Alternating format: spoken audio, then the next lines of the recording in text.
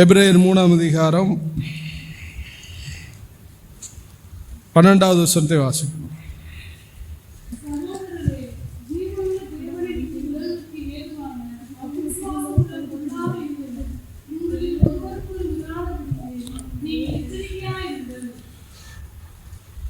இந்த எபிரேயாக்கியோன் எழுதுகிற ஒரு முக்கியமான ஒரு எச்சரிப்பான ஒரு வார்த்தை, சகோதரரே, ஜீவனுள்ள தேவனை விட்டு விலகுவதற்கு ஏதுவான அவிசுவாசமுள்ள பொல்லாத இருதயம் உங்களில் ஒருவனுக்குள்ளும் இராதபடிக்கு நீங்கள் எச்சரிக்கையாயிருங்கள். இப்போ தேவனை அறிந்ததற்கு பின்பாக தேவனை விட்டு விலகுவதற்கு ஏதுவான நிறைய சந்தர்ப்பங்கள் வாழ்க்கையில் ஏற்படுகிறது. ஆண்டவரை ஏற்றுக்கொண்டதுக்கு பின்பாக அப்படியே நம்ம தொடர்ந்து ஆண்டவரை பின்பற்றுவோம் என்கிற கேரண்டி நமக்கு இல்லை.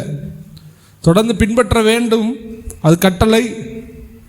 ஆனால் எதிர்த்து போராடுகிற சக்திகள் அதிகமாக நம்மளிடத்தில் போராடும். எதுக்கு போராடும்? தேவனை விட்டு விலகச் செய்யும். ஆசைகள், ஆடம்பரங்கள், உலகம் ஒரு பக்கம் ஈர்க்கும், சுயத்தில் ஒரு பக்கம் ஈர்க்கப்படுவாங்க, தேவனை விட்டு பிரிப்பாங்க. பணாசை ஒரு பக்கம் ஈர்க்கும், புகழ், மேன்மை, பெருமை ஒரு பக்கம் ஈர்க்கும், கவலை ஒரு பக்கம் ஈர்க்கும். ஆண்டவரை பிடிச்சு கொள்வது, ரட்சிக்கப்படுறது முக்கியம் தான், அதை விட முக்கியம் ரட்சிப்பை காத்து கொள்வது. அழகாய் ஆண்டவர் சொல்லுகிறார், ஒருவனும் தேவனை விட்டு விலகுவதற்கு ஏதுவான அவிசுவாசம் உள்ள பொல்லாத இருதயம் உங்களில் ஒருவனுக்கும் இராதபடிக்கு எச்சரிக்கையார்கள். அந்த இருதயம் வந்துட வேண்டாம். அதனால் இன்னைக்கு இந்த வார்த்தையை கவனிக்கிற நீங்கள், தேவனை விட்டு விலகுவதற்கு ஏதுவான எந்த ஒரு காரியமும் நாம் அனுமதிக்க கூடாது. அழைச்ச ஆண்டவரை கடைசி வரை உண்மையாய் நாம் பின்பற்ற வேண்டும். சோதனைகள் வரும், கஷ்டங்கள் வரும், கவலைகள் வரும், துன்பங்கள் வரும், ஏமாற்றங்கள் வரும், போராட்டங்கள் வரும். ஏன் ஆண்டவரே எனக்கு இந்த போராட்டம், நான் ரசிக்கப்படுறதுக்கு முன்னாடி சும்மா தானே இருந்தேன் அப்படின்னு சொல்கிறது உண்டு. ஊழியத்துக்கு வந்து சொல்வது உண்டு, நான் சும்மா இருந்தேன், ஊழியத்துக்கு வந்து நான் இவ்வளோ கஷ்டப்படணுமா? ஆண்டவர் சொன்னார், என்னை பின்பற்றி வர விரும்பினால் உன் சிலுவை எடுத்துக்க, அப்புறம் ஏன் சிலுவையை என்ன பண்ணிக்க எடுத்துக்க, கடைசி வரை நீ என்னை பின்தொடர்ந்து வரணும் அப்படிங்கிறது தான் ஆண்டவருடைய கட்டளை. ஆண்டவரை உண்மையாக பின்பற்றுகிறவர்களுக்கு தெரியும் ஆண்டவருக்காக நல்ல போராட்டம் போராடுறது. ஏனோதானா என்று ஒரு கிறிஸ்தவர்கள் வாழ்ந்தால், ஏனோதானான் ரசிக்கப்பட்டோம், எனத்தையோ வந்தோம் போனோம்னு இருந்தால் உங்களுக்கு அந்த போராட்டம் தெரியாது. பவுல் சொல்லுகிறார், நல்ல போராட்டம் போராடினேன், ஓட்டத்தை முடித்தேன். நல்ல போராட்டம் அப்படின்னா ஆண்டவருக்குள்ள நல்ல அனலாக இருக்கிற விரும்புகிறவங்க, முன்னேறி செல்றவங்களுக்கு தான் தெரியும் போராட்டத்துடைய தன்மை. பரிசுத்தமாக இருக்க விரும்புகிறவங்களுக்கு தான் தெரியும் பரிசுத்த போராட்டம்னா என்னன்னு. நான் என்ன பேசினாலும் சரி, என்ன பார்த்தாலும் சரி, நான் என்ன எப்படி யாரை என்ன நான் தப்பாக பண்ணால் பேசினாலும், அவங்கள தப்பாக நான் பழகினாலும் எனக்கு பிரச்சனை இல்லை. அது அப்படி நம்ம இருதயத்தில் ஒரு வலி, ஒரு தாக்கம் உண்டாகலைன்னா நம்ம பரிசுத்தத்தை குறித்து போராட வேண்டிய அவசியம் இல்லை, மனஸ்தாபப்பட வேண்டிய அவசியம் இல்லை. ஜெபிக்காதவர்களுக்கு ஜெபிக்கணுமேனு போராட வேண்டிய அவசியம் இல்லை. பரிபூர்ணம் அடையணும் பரிசுத்தத்தில் அப்படின்னு நினைக்கிறவங்க அதுக்காக போராட வேண்டிய அவசியம் இல்லை. நாவை காத்து கொள்ளணும் அப்படின்னு நினைக்கிறவங்களுக்கு தான் நாவுல போராட்டம். முன்னேறி செல்கிறவர்களுக்கு தான் போராட்டம். அப்போ இதை முதல்ல ஒரு விசுவாசி புரிஞ்சுக்கணும். நம்மளை விட்டு விலகச் செய்கிற பாவங்கள் ஏராளம் இருக்கிறது. தேவனை விட்டு நம்ம விலகக்கூடாது, கடைசி வரை ஓட வேண்டும் என்கிற ஒரு உணர்வுள்ள இருதயம் கர்த்தர் நமக்கு தருவாராக. வேதத்தில் நிறைய பேர் அவரை விட்டு விலகினார்கள், நிறைய பேர் அவரை விட்டு விலகினார்கள். ஓர்பால் என்கிற ஒருத்தி அவருடைய மாமி நகோமியை விட்டு விலகினாள். ஆனால் ரூத்தோ என்ன பண்ணாங்க? அவளை உத்தமமாய் பின்பற்றினார். எலிசா என்கிற தீர்க்கதரிசி இருந்தான். அவனோடு கூட இருந்த நிறைய சிஷ்யர்கள் இருந்தார்கள். 2 ராஜாக்கள் 6ஆம் அதிகாரம் 1 வாசிக்கும் போது நான் சொல்ல வர விஷயம் அதில் இருக்கும், எடுத்தவர்கள் வாசிக்கிறார். 2 ராஜாக்கள் 6.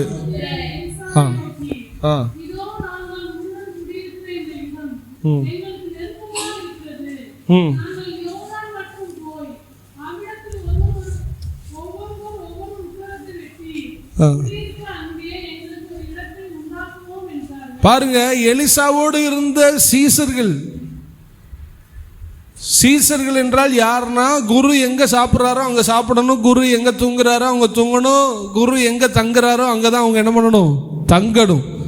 ஆனா இங்க எலிசாவை நோக்கி அப்படி சீசர்கள் என்ன சொல்லுகிறார்கள், நாங்கள் தங்குகிற இடம் எங்களுக்கு நெருக்கமாக இருக்கிறது, எங்களை இந்த இடத்தை விட்டு என்ன பண்ணும், அனுப்புவோம். அப்ப தேவனை விட்டு விலகுற பொல்லாத இருதயம் அவங்களுக்குள்ள வந்துச்சு. எதனால வந்துச்சுன்னா, நெருக்கத்தினால என்ன பண்ணிருச்சு, வந்துருச்சு. ரூத் ஓர்பால் எதற்கு வந்தா, இனி இவளோட போனா நம்முடைய வாழ்க்கை தேராது, கஷ்டப்பட முடியாது அப்படின்னு சொல்லி அவள் இருதயம் விலகினது. பைபிள்ல நிறைய பேருடைய இருதயம் விலகினதை பார்க்க முடியும். நல்லா தொடங்கினவங்க தான், ஆனா விலகினார்கள். உங்களுடைய இருதயம் என்னுடைய இருதயம் விலகாதபடிக்கு தேவன் நமக்கு இரக்கம் செய்வாராக. வேதத்தில் இன்னைக்கு நம்ம பார்க்க போகிற ஒரே ஒரு நபர், அவன் தேவனை விட்டு விலகினதுனால் அவன் வாழ்க்கையில் என்ன நடந்துச்சு, அதுக்காக தான் அந்த ஸ்டார்டிங் வசனம் எடுத்தேன். தேவனை விட்டு விலகுவதற்கு ஏதுவான அவிசுவாசம் உள்ள பொல்லாத இருதயம் உங்கள் ஒருவனுக்கு வராதபடிக்கு எச்சரிக்கையாக இருங்கள். ஓர்பால் விலகினால், எலிசாவின் தீர்க்கதரிசியின் புத்திரர்கள் விலகினார்கள். இதெல்லாம் அவுட்லைனாக உங்கள்கிட்ட காமிக்க விரும்புகிறேன். இப்படிலாம் விலகினதுனால உங்களுக்கு நஷ்டம்தான் உண்டானது. ஓர்பாலுடைய வரலாறு வேதத்தில் எழுதப்படவில்லை, ஆனால் ரூத்துடைய வரலாறு வேதத்தில் எழுதப்பட்டிருக்கிறது. ரூத் மூலமாய் போவாஸ், பாரேஸ், ஈசாயின் அடிமரத்திலிருந்து தாவீதுடைய வேரிலிருந்து இரட்சகர் இயேசு வந்தார். ஒரு தேவனை பற்றி பிடிச்சதுனால வாழ்க்கையில் எவ்வளவு மாற்றம் பாருங்க. ஒரு பக்கம் தோற்று போன ஓர்பால், ஒரு பக்கம் ஜெயித்து ஆண்டவர் உறுதியா பிடித்து கொண்ட ரூத் அவ வாழ்க்கையின் பின்னணியில ஜெயத்தை எடுத்தாள். இன்னைக்கு ஒரு நபரை நாம் பார்க்க போகிறோம்.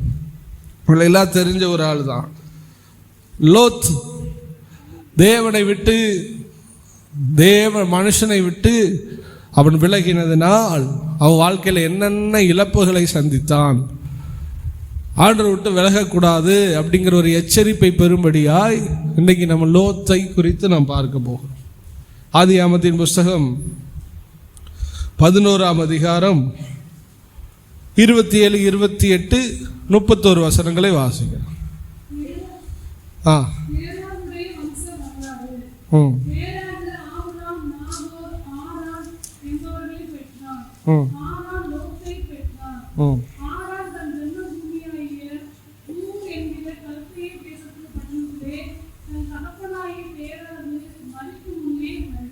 போதும், நான் சொல்லும் போது 31 வாசிக்கலாம். அப்ப தேராகுக்கு 3 குமாரர்கள், கவனிச்சே வாங்க. ஆபிராம், நாகோர், ஆரான். ஆரான் தன் ஜன்ம பூமியாகிய ஊர் என்கிற கல்தேயர் தேசத்து பட்டணத்திலே தன் தகப்பனாகிய தேராகு மரிக்கும் முன்னே மரித்தான். இவருடைய மகன் தான் யாரு? 36வது வருஷத்துல 31வது வருஷத்துல தேராகு தன் குமாரனாகிய ஆபிராமையும் ஆரானுடைய குமாரனாகிய தன் பேரனுமாய் இருந்த லோத்தையும். நல்லா கவனிச்சுவாங்க.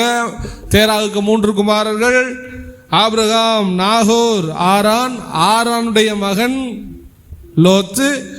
இப்ப ஆரான் மரித்த உடனே பேரனை என்ன செய்யறதுன்னு தெரியாம ஆபிரகாமோடு கூட அழைத்து கொண்டு வருகிறார் தேராகு. நான் எதுக்கு இதை சொல்ல வரேன்னா, லோத்து யாரை விட்டு பிரிந்தான் அப்படின்னா, தன் தகப்பன் இறந்ததுக்கு பின்னாடி ஆபிரகாம் தான் அவனுடைய தகப்பன். அதுக்குதான் நான் உங்களுக்கு என்ன பண்ண போறேன் சொல்றேன். தன் தகப்பனாய் பிள்ளையாய் தத்தெடுத்து தன்னை குமாரனாய் பாவித்த ஆபிரகாமை விட்டு பிரிந்தான். லோத்து யாரை விட்டு பிரிந்தான்? தேவனை மட்டும் மாத்திரமல்ல, ஆபிரகாமை பிரிந்தான். யார் இந்த ஆபிரகாம்? தன் தகப்பன் மரித்ததற்கு பின்பாக தன்னை ஒரு பிள்ளையாக எடுத்து அவனை வளர்த்து அவனை போற இடமெல்லாம் கூட்டு போய் அவனை கூடவே வச்சுக்கிட்டு அவனை பராமரித்து அவனை மறக்காம அவனை வழி நடத்துங்கிற ஒரு எண்ணம் வந்துச்சே. ஒரு தகப்பன் இருதயமுடைய ஆபிரகாமை விட்டுத்தான் இந்த லோத் என்கிறவன் பெறுகிறான். ஹல்லேலூயா. நீங்களும் நானும் அனாதையாய் இந்த பூமியிலே பாவத்திற்கு மரித்து செத்து உலகத்திற்காக வாழ்ந்து கொண்டிருந்த உங்களை இயேசு கிறிஸ்து தம்முடைய இரத்தத்தினாலே உங்களை கழுவி தம்மை புத்திர சுவிகார ஆவியினால் நம்மை பிள்ளையாக அவர் தெரிந்து கொண்டார். அப்பா பிதாவே என்று கூப்பிடத்தக்கதான புத்திர சுவிகாரத்தின் ஆவியை நமக்கு தந்தார். நான் உங்கள்கிட்ட சொல்ல விரும்புகிற முதல் காரியம், நம்மை பிள்ளையாக ஏற்றுக்கொண்ட அந்த அன்பு தகப்பனை விட்டு நீங்கள் ஒரு நாளும் பிரியக்கூடாது. ஹல்லேலூயா. அனாதையாய் அலைந்து திரிந்தோம், திக்கற்றவர்களாய் அலைந்து திரிந்தோம், உளையான சேற்றிலே வாழ்ந்து கொண்டிருந்தோம். ஆபிரகாம் எப்படி அனாதையாய் இருந்த, தேராக எவ்வளவு நாள் உயிரோடு இருப்பார் தெரியாது, ஆனால் அனாதையாய் இருந்த லோத்துவை தன் பிள்ளையாக எடுத்துக்கொண்டு அவன் கொண்டு போகிறானே. நாமும் அனாதைகளாக இருந்தோம், பாவத்தில் இருந்தோம், துக்கத்தில் இருந்தோம், கவலைகளில் இருந்தோம். நம்மை தம்முடைய இரத்தத்தினாலே நம்மை கழுவி தூய்மையாக்கி நம்மளை ரட்சித்த அன்பு தகப்பன் இரட்சகராகிய தேவனை நான் ஒருபோதும் மறக்கிற இருதயம் நமக்குள்ளே வரவே கூடாது. உங்களுக்குள்ளே தேவனை விட்டு பிரிகிற எண்ணம் வரும் பொழுதெல்லாம் நீங்கள் நினச்சிக்கணும், நான் பாவத்தில் இருந்தேன், அனாதையாக இருந்தேன், பரலோகத்துக்கு எனக்கு சம்பந்தம் இல்லை, நான் நரகத்துக்குரியவனாக இருந்தேன், ஆனால் என் ஆண்டவர் என்னை தெரிந்து கொண்டாரே. எத்தனையோ நல்லவங்க இருக்கும்போது என்னை தெரிஞ்சுக்கிட்டாரே, எத்தனையோ உண்மையுள்ளவர்கள் இருக்கும்போது நம்மளை தெரிஞ்சுக்கிட்டாங்களே. பாருங்க, நம்மளை விட படித்தவங்க இருக்காங்க, நம்மளை விட நல்ல மேன்மையானவங்க இருக்காங்க, நம்மளை விட நல்லவங்க இருக்காங்க. உங்கள் வீட்டிலே எடுத்து பாருங்க, உங்கள் வீட்டிலே நீங்கள் தான் ரொம்ப ஒஸ்ட்டு, ஆனால் உங்களை ஆண்டவர் தெரிந்து கொண்டாரு. ரொம்ப நாம் நல்லவர்கள் அல்ல, அவ எதை கொண்டவர் நம்மை தெரிந்து கொண்டார்? நம் மேல் வைத்த அனாதி அன்பினால் கிருபையினால் அவர் உங்களை என்னையும் தெரிந்து கொண்டார். இந்த தெரிந்து கொண்ட தகப்பனை நீங்கள் ஒரு நாளும் விட்டு விலகுவதற்கு ஏதுவான அவிசுவாசம் உள்ள இருதயம் வரவே கூடாது. எத்தனை கஷ்டங்கள் வந்தாலும் நீங்கள் விலகக்கூடாது. நீங்கள் கேட்பீங்க, நான் எங்கே விலகுறோம்? அப்படிதான் மல்லிகையில் கேட்டாங்க, நாங்கள் என்ன தப்பு பண்ணோம், நாங்கள் என்ன பண்ணோம், எங்கே விலகுறோம்? நான் உங்கள்கிட்ட முன்னாடியே சொல்லியிருப்பேன் நினைக்கிறேன், எதன் மேல் உங்களுக்கு அதிக விருப்பம் இருக்கிறதோ அதுதான் நம்முடைய கடவுள். உங்களுக்கு தேவன் மேலே உள்ள விருப்பம் குறைஞ்சிட்டாலே நீங்கள் தேவனை விட்டு விலகிட்டீங்கன்னு அர்த்தம். ஜெபம் பண்ணுற விருப்பம் எனக்கு குறைஞ்சிருச்சு, கூட்டத்துக்கு வர்ற விருப்பம் குறைஞ்சிருச்சு, ஆண்டவருக்காக வாழ்கிற விருப்பம் குறைஞ்சிருச்சு, எனக்கு இருதயத்தில் வேற ஒரு ஆசையும் வேற ஒரு விருப்பமும் வந்து விட்டது அப்படின்னா நம்ம அதை தான் பின்பற்றி போகிறோம், தேவனை விட்டுட்டோன்னு அர்த்தம். சுத்த இருதயத்தோடு இங்கே இருக்கிற எல்லாரும் ஒத்துக்கொள்ளணும், நான் யார் மேலே இப்போ அன்பாக இருக்கிறேன், வாயில் சொல்லிடுவோம் நான் அன்பாக இருக்கிறேன். அன்பாக இருக்கிறேன் என்றால் நம்முடைய ஆசையும் விருப்பமும் முயற்சிகளும் ஏக்கமும் ஒருவர் மேல் வைக்கப்பட வேண்டும். செல்ஃபோனை பார்த்துக்கிட்டே இருக்கோம், ஜெபம் பண்ணுறது தள்ளி போடுறோம்னா அப்போ யார் மேலே விருப்பமாக இருக்கோம்னு நீங்கள் தான் புரிஞ்சுக்கணும். தூக்கத்தை விரும்பிட்டு தொழுகை, இஸ்லாமிய தூக்கத்தை விட தொழுகை நல்லது.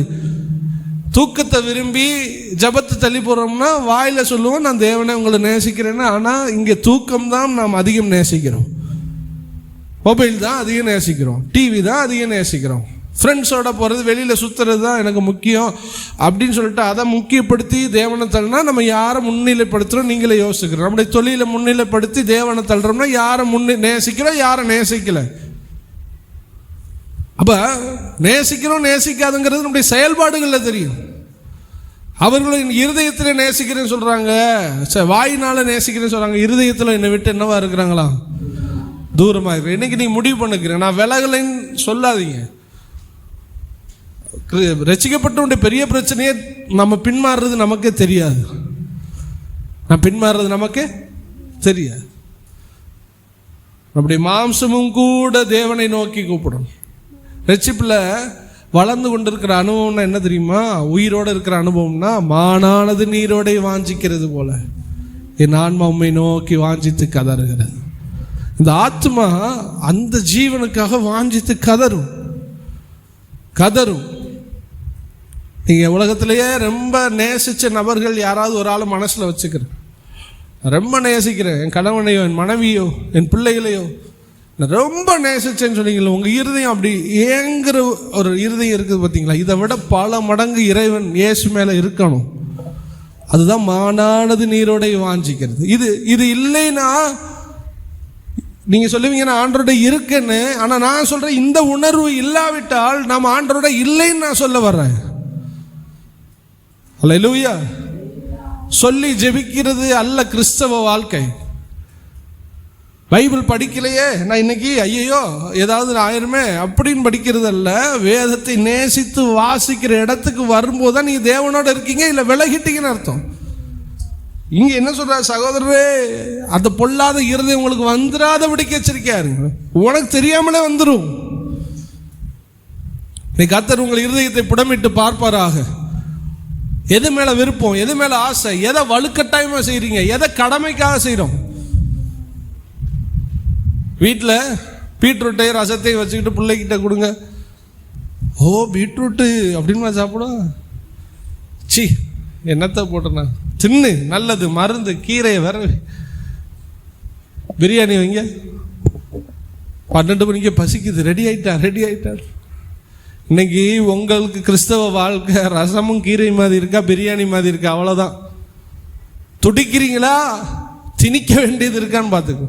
திணிக்கப்படுகிற விசுவாசியா இருந்தால் தேவனை விட்டு பின்மாறுகிற இருதயம் வந்துருச்சுன்னு அர்த்தம். துடிக்கிற ஆவலா இருந்தா நீங்க ஆண்டரோட இருக்கீங்கன்னு அர்த்தம். பிரியாணி ரசம் சோறு உங்கள் ஞாபகத்தில் இருப்பதாக. ஏசு உங்களுக்கு பிரியாணியா இருக்காரா, ரசமும் கீரையுமா இருக்காரான்னு நீங்க பார்த்து. ஆர்வம் வாஞ்சை சொல்லி வரக்கூடாது. இருதயத்திலிருந்து ஒரு உணர்வு தூண்டி கொண்டே இருக்கும். அப்ப யாரை விட்டு பிரிந்தான்? தகப்பனாய் பிள்ளையாய் தன்னை பாவித்த தகப்பனை விட்டு பிரிந்தான். அது மாத்திரமல்ல, ஆண்டவர் சொன்னாரு உன்னை பெரிய ஜாதியாய் மாற்ற. வாக்குத்தத்தம் உள்ள ஒரு மனுஷனை, தேவ மனுஷனை விட்டவன் பிரிந்தான். தகப்பனாய் இருந்தவனை விட்டு பிரிந்தான். வாக்குத்தத்தம் உள்ள அந்த தேவ மனுஷனை விட்டு விலகினான். அப்போ நீங்கள் ஆண்டரை விட்டு விலகும் போது அப்பாங்கிற ஸ்தானத்தில் இருந்து நீங்கள் ஒரு பிரிவை உண்டாக்குகிறீர்கள். ரெண்டாவது, நம்மளை குறித்து எவ்வளவோ வாக்குத்தத்தங்களை ஆண்டவர் வச்சிருப்பாரு. அந்த வாக்குத்தத்தங்களை எல்லாம் விட்டு நம்ம பிரிகிறோம். உங்கள் குடும்பத்துக்காக செய்ய வேண்டியது நிறைய இருக்கும். உங்கள் பரலோகத்தில் உங்களுக்கான மேன்மைகள் எவ்வளவோ இருக்கும்.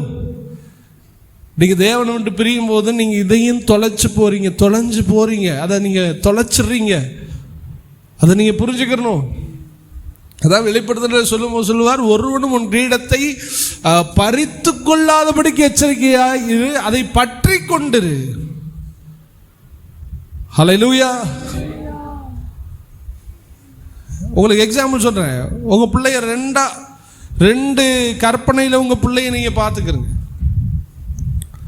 ஒரு பக்கம் உங்களுடைய பிள்ளை சொல்றதுக்கெல்லாம் கீழ்ப்படிஞ்சு படிச்சு முன்னேறி நல்ல மார்க் எடுத்து நல்ல வேலைக்கு போய் அவனையும் காப்பாற்றி அவன் குடும்பத்தையும் காப்பாற்றி ஒரு செட்டில்டு லைஃப். உங்கள் மகனை ஒரு ஆங்கிளில் பாரு. எத்தனை பேர் பார்க்குறீங்க? பார்த்தாச்சு. இன்னொரு பக்கம் படிக்கல, கீழ்ப்படியில், 10th ஃபெயில் ஆகி 12th ஃபெயில் ஆகி தருதலையாகி பீடி குடிச்சு சிகரெட்டு குடிச்சு ஒன்றும் இல்லாமல் போய் ரவுடிசம் பண்ணி கேவலமான ஒரு வாழ்க்கைக்கு உங்கள் மகனை 2 ஆங்கிளில் பார்த்துக்கணும். அவன் சொன்னபடி வளர்ந்துருந்தா அவன் சில வருடங்களுக்கு கழிச்சு இந்த எல்லையில நிற்பான். அவன் வளர்க்கப்படாவிட்டால் இந்த எல்லையில நிற்பான். அப்படியே ஒரு விசுவாசியை எடுத்துக்கொள்ளுங்கள். கிறிஸ்துவுக்குள் நீங்கள் வளர்ந்தால் நீங்கள் எட்ட வேண்டிய தூரம் பெரிய ஆசீர்வாதம். கிறிஸ்துவுக்குள் வளராத விசுவாசிகள் அவர்கள் வேறொரு நிலையில இருப்பார். நீங்கள் எந்த நிலைக்கு போக போகிறீர்கள் என்பது நீங்கள் கிறிஸ்துவுக்குள் வளர்க்கப்படுகிறதை பொறுத்து இருக்கிறது. சவுலை நினைச்சு பாருங்க. அவன் ஒரு வேளை தாவீதை போல உண்மையுள்ளவனா இருந்தா, தாவீதுன்னு ஒருத்தவன் வர தேவைய, அவன் தான் தாவீது. அவனை பத்தி சொல்லியிருப்பாரு, சவுலின் வம்சத்தில் பிறந்தவர், சவுலின் வேறும். சொல்லியிருப்பாரா? சொல்லியிருக்க மாட்டேன். சொல்லியிருப்பாரு நிச்சயம். பென்யமீன் கோத்திரத்தில் பிறந்த சிங்கம் அப்படின்னு பேர் வந்திருக்கும். இவன் கிரீடம் போச்சு, இவனுடைய மேன்மை போச்சு, இவனை குறிச்ச பிளான் போச்சு. தேவனை விட்டு விலகின சவுலுடைய வரலாறு வேறு, தேவனோடு வாழ்ந்த தாவீதுடைய வரலாறு வேறு. உங்களை குறிச்ச ஒரு ஃபியூச்சர் திட்டம் இருக்கிறது. லோத்து ஆபிரகாமை மட்டும் விலகல, ஆபிரகாமினுடைய சகல வாக்குத்தத்தங்களையும் விட்டு அவன் விலகினான். தன் தகப்பனாக பாவிக்கப்பட்ட ஆபிரகாமை விட்டு விலகினான். ஆபிரகாமினுடைய சகல ஆசீர்வாதங்களை விட்டு அவன் விலகினான். சகோதரரே, தேவனை விட்டு விலகுவதற்கு ஏதுவான அவிசுவாசம் உள்ள பொல்லாத இருதயம் ஒருவனுக்கும் எச்சரிக்கையாயிருங்கள். அல்லேலூயா. அப்போ லோத்து எதை விட்டு விலகினா அப்படின்னு நம்ம பார்த்தாச்சு. சரி, இதனால அவன் 3 பாதிப்புகளை அடைந்தான். 3 பாதிப்பு. ஃபர்ஸ்ட் என்னன்னா, அவன் முதலாவது அவன் தெரிந்தெடுத்தது என்னன்னா, சோதோமை அவன் தெரிந்தெடுத்தான். அவன் தெரிந்தெடுத்தான். ஆபிரகாம் விட்டுட்டு எதை தெரிந்தெடுத்தான்? சோதோமை எப்படி முதல்ல எப்படி இருந்துச்சு? பச்சை பசேன்னு நமக்கு எல்லாம் தெரிஞ்சதுதான். ஏதேனை போல என்ன பண்ணிச்சான்? இருந்துச்சான். தேவன் விட்டு விலகும் போது முதல்ல நமக்கு அது எல்லாம் நல்லது மாதிரி தான் தெரியும். ஆனால் நாளடைவில் என்னவா மாறினது? கீழே இருக்கிறது ஃபஸ்ட்டு ஏதேனை போல இருந்தது. அதுக்கு அடுத்து கீழே சொல்லுவாங்க, அதில் லோத்து போன தேசம் மகா கொடிய மனுஷர்களும் பாவிகளும் நிறைந்த தேசமாக இருந்தது. தேவனை விட்டு விலகும் போது முதலாவது நமக்கு ஒன்றுமே தெரியாது, எல்லாம் ஓகே. ஆனால் தேவனை விட்டு விலகின சில நாட்கள்ல தான் தெரியும் நம்ம வந்த இடம் தப்பாக மாறிடுச்சுங்கிறது. அப்போ தான் தெரியும். ஆதியாகமம் 13:10-1 சோதம் எப்படி இருக்கிறது?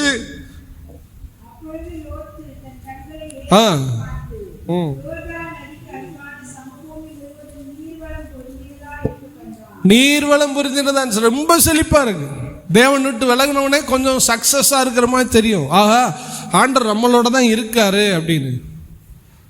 ஜெபிக்கலைனா, ஆண்டரோட இல்லைன்னா, கூட்டங்களுக்கு வரலைன்னா, அந்த வாஞ்ச போயிடுச்சுன்னா, நான் சொன்ன மாதிரி ரசமும் ஜோறு மாதிரி உங்களை திணிச்சுக்கிட்டு கூட்டத்துக்கு வரணும், பைபிள் படிச்சாகணும் அப்படின்னு நீங்கள் படிச்சு இப்படி இருக்கும்போது கொஞ்ச நாள் நம்ம வண்டி ஓடும், எல்லாம் நல்லா இருக்கிற மாதிரி இருக்கும், செழிப்பா இருக்கிற மாதிரி இருக்கும். ஆனா 11வது வசனம் நமக்கு என்ன சொல்லுகிறது? 14 அங்க உள்ள மனுஷன் எப்படிப்பட்ட ஒரு